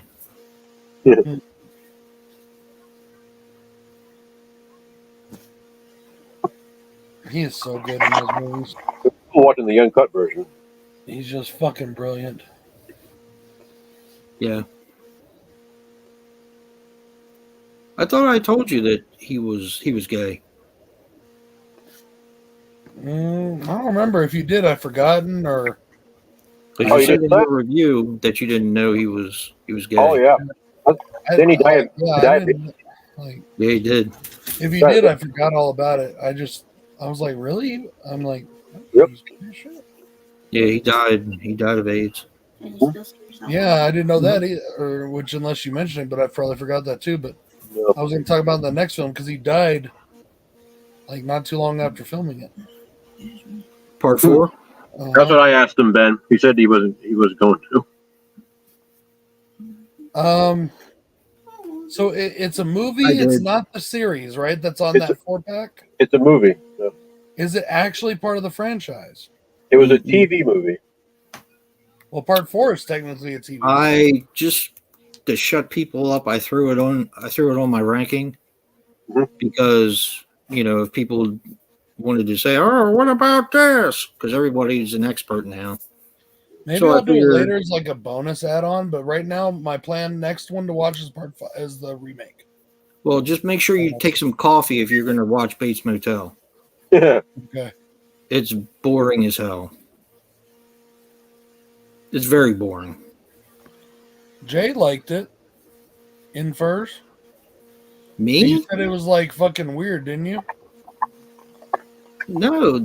In Furs? Yeah, In Furs. I'm going to be honest with you. I don't remember. Well, in your review, you said that you liked the film. It was a good film, but it's a fucked up film. Oh, then that's what I said. That's what I feel. You got to understand that I probably watched it about 3 or 4 months ago. Yeah, that's right. You did watch it a while back.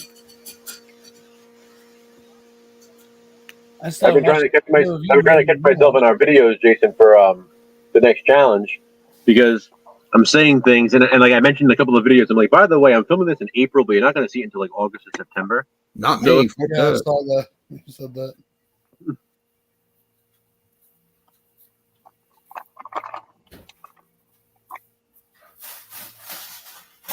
Trying to bang older women. I don't even remember Jason Bateman being in that. It's Bateman's Hotel. Children of the Corn Not Patrick Bateman. prequel on physical media. 2020. Oh, that's the Toddlers of the Corn. what? It's Toddlers of the Corn. The prequel, right? Isn't that the one that came out on television? Prequel. Wasn't that the one you liked, Jay? Well, there's Runaway, but that's not a I'm talking prequel. about the one from the remake that was from like 2019 or 2020. I I was older than that. I liked it, yeah, I did. Everybody shits on that one, of course, but I don't care. I liked it.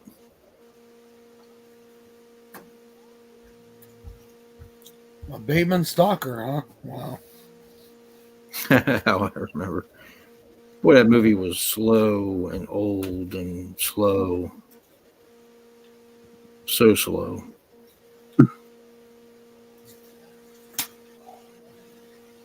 No, they did do something, Children of the Corn, in a couple years ago. I thought it was like a TV miniseries or something. I don't think I've ever seen it.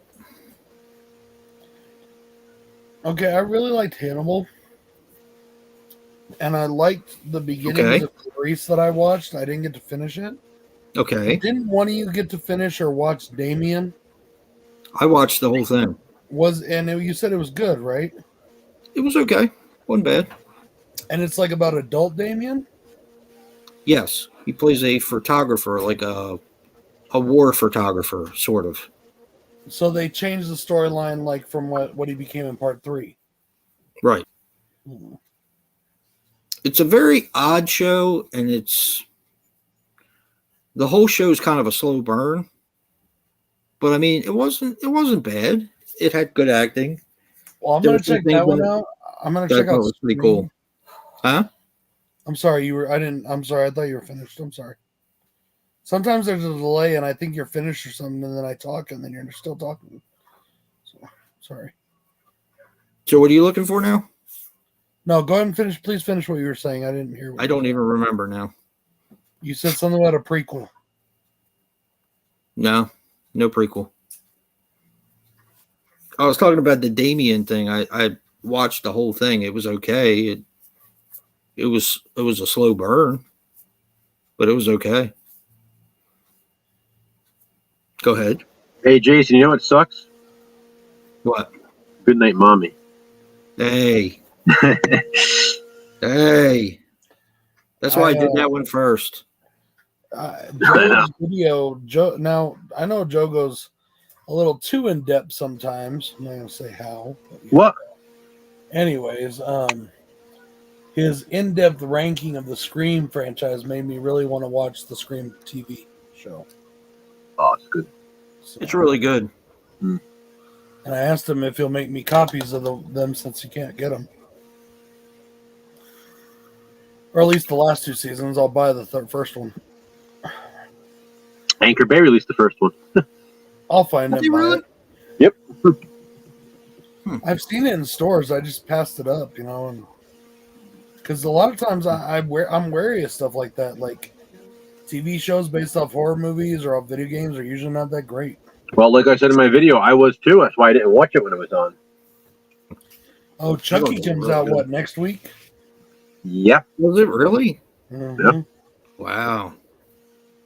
Can't wait to get that one, even though I've seen it all. But hell yeah, Watch Put it that in my again. collection. I think the one that really made me turn around on a lot of the TV horror stuff was Ash versus Evil Dead. That really turned me around to get into some of them. And then, I didn't watch The Purge, even though I said I was going to. I never did. I never watched Scream. I was like, I don't know. And what really killed me with Scream is they changed the mask. I didn't like that.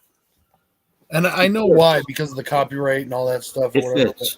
Well, I just didn't like it. also, like I said, I didn't like that at first either, but I mentioned in my video that was actually the mask they were going to use for the movie originally.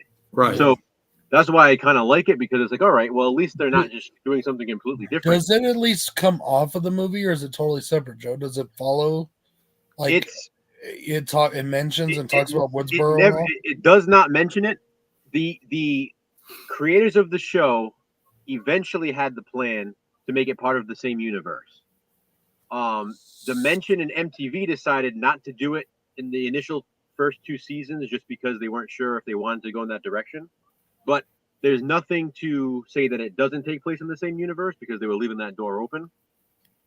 So it's just kind of like it's a standalone for sure. It's totally standalone. It does its own thing. That's the thing. Like for me, and I'm not saying that because, like you said, it's good and I want to give it a shot. But if you're gonna call it fucking Scream, it better be about fucking Scream. Like it better talk about Ghostface and. Also, Kevin Williamson wrote the pilot, so I mean, it's still his thing, and you know what I mean? Yeah.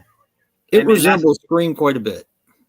Like I said, in the first 2 minutes, I was like, okay, holy shit, this feels like I'm watching a Scream movie. Exactly. Like, trust me, when you put it on, you're going to be like, okay, it looks like Scream. It feels like Scream.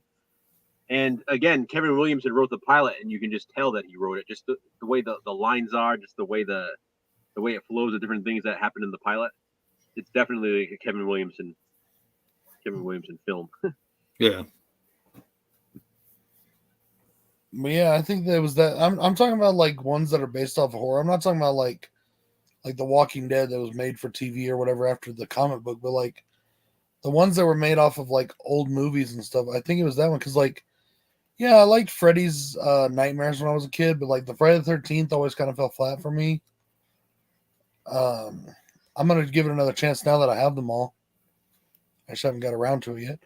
Hey, maybe that's what I'll do when I lose my job. I'll just sit around and watch Friday the 13th all fucking day for a couple months. It's probably long enough. The first season of The Exorcist was pretty good. See, that's another one. I didn't even know they made that show. And then I started watching the second season, and I did not like it, so I stopped watching it. Like, I want to see The Purge. That's one that, to me, is I think has unlimited possibilities, because how many purges did they have? How many years did that go on that they could do a show of? I mean, I saw the first season of it. Places and all. First season was really good. To me, that's like an open world kind of show. Like it could be anywhere and still interact with have the movies be just as true. Yep. Because of all different cities or whatever, like.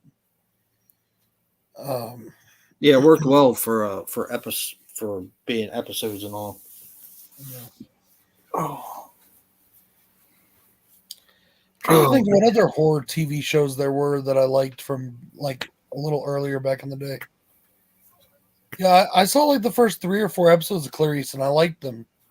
It was okay. I didn't get to finish it though. I really liked Hannibal, even though they did some things I didn't like in the show. I loved Like it. with Will's personality and what they do. Have you seen it? Me? Yeah. I All of watched them? every single episode when it came Okay, out. so I'm not spoiling for you then. Loved it. It's one of my favorite shows of all time. Like putting Will in jail and having him like trip out on everything. Like I didn't know if I was into that. I like seeing the strong Will that catches the criminal and Yeah, but this was a more cerebral Will. right, and it was fine. It was good, and I love the guy that plays Hannibal. What's his name? Mads Mikkelsen. Mads Mikkelsen. There you go. Yeah, That guy's awesome. does a great job. Yeah, he does. He's not quite Anthony Hopkins, but he's damn good. I liked him an awful lot, and I thought it was very interesting to see. Well, I don't want to say too much about it because I know Joe hasn't seen it, even though I think you have all the seasons, don't you, Joe? I have the first 2. Yeah, I don't want to say too much about it because I don't want to give anything away, but it was pretty. And I've heard that they're Pretty trying good. to get the rights still for Hannibal to do the Hannibal and the Silence of the Lambs, like the storylines for those books. Oh, well, it had some of those in the actual show itself. A little bit, like him going off to another place and he got married to that girl. But like, yeah, but they're actually trying to get like the Silence of the Lambs one, so they can put Clarice in there. And Yeah, oh man, I thought he was brilliant. I gotta make another drink. I don't know. The Sleepy Hollow one I got into a little bit at first, but it wasn't what I was expecting. So I think I kind of just lost interest, I guess. That show was more standalone though, right? It had nothing to do with like the movie; it was just based off the legend. Yes, I do believe, if I remember correctly. It's been a while since I watched any of it.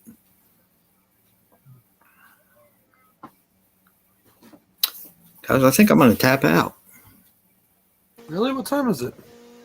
The 12:15 here. I'm just like, feel fucking beat down. Huh? We can end it then if you want. I just watched your Anchor Bay video. I got to watch yours. But yeah. All right, I guess. All right. Good night, everyone. Night. All right, y'all. Thank you for joining us. Have we watched Evil? No, not yet. I haven't. No. No, I've heard some good stuff about it, though. All right. Good night, everyone. everybody. Thank you for joining us. Night.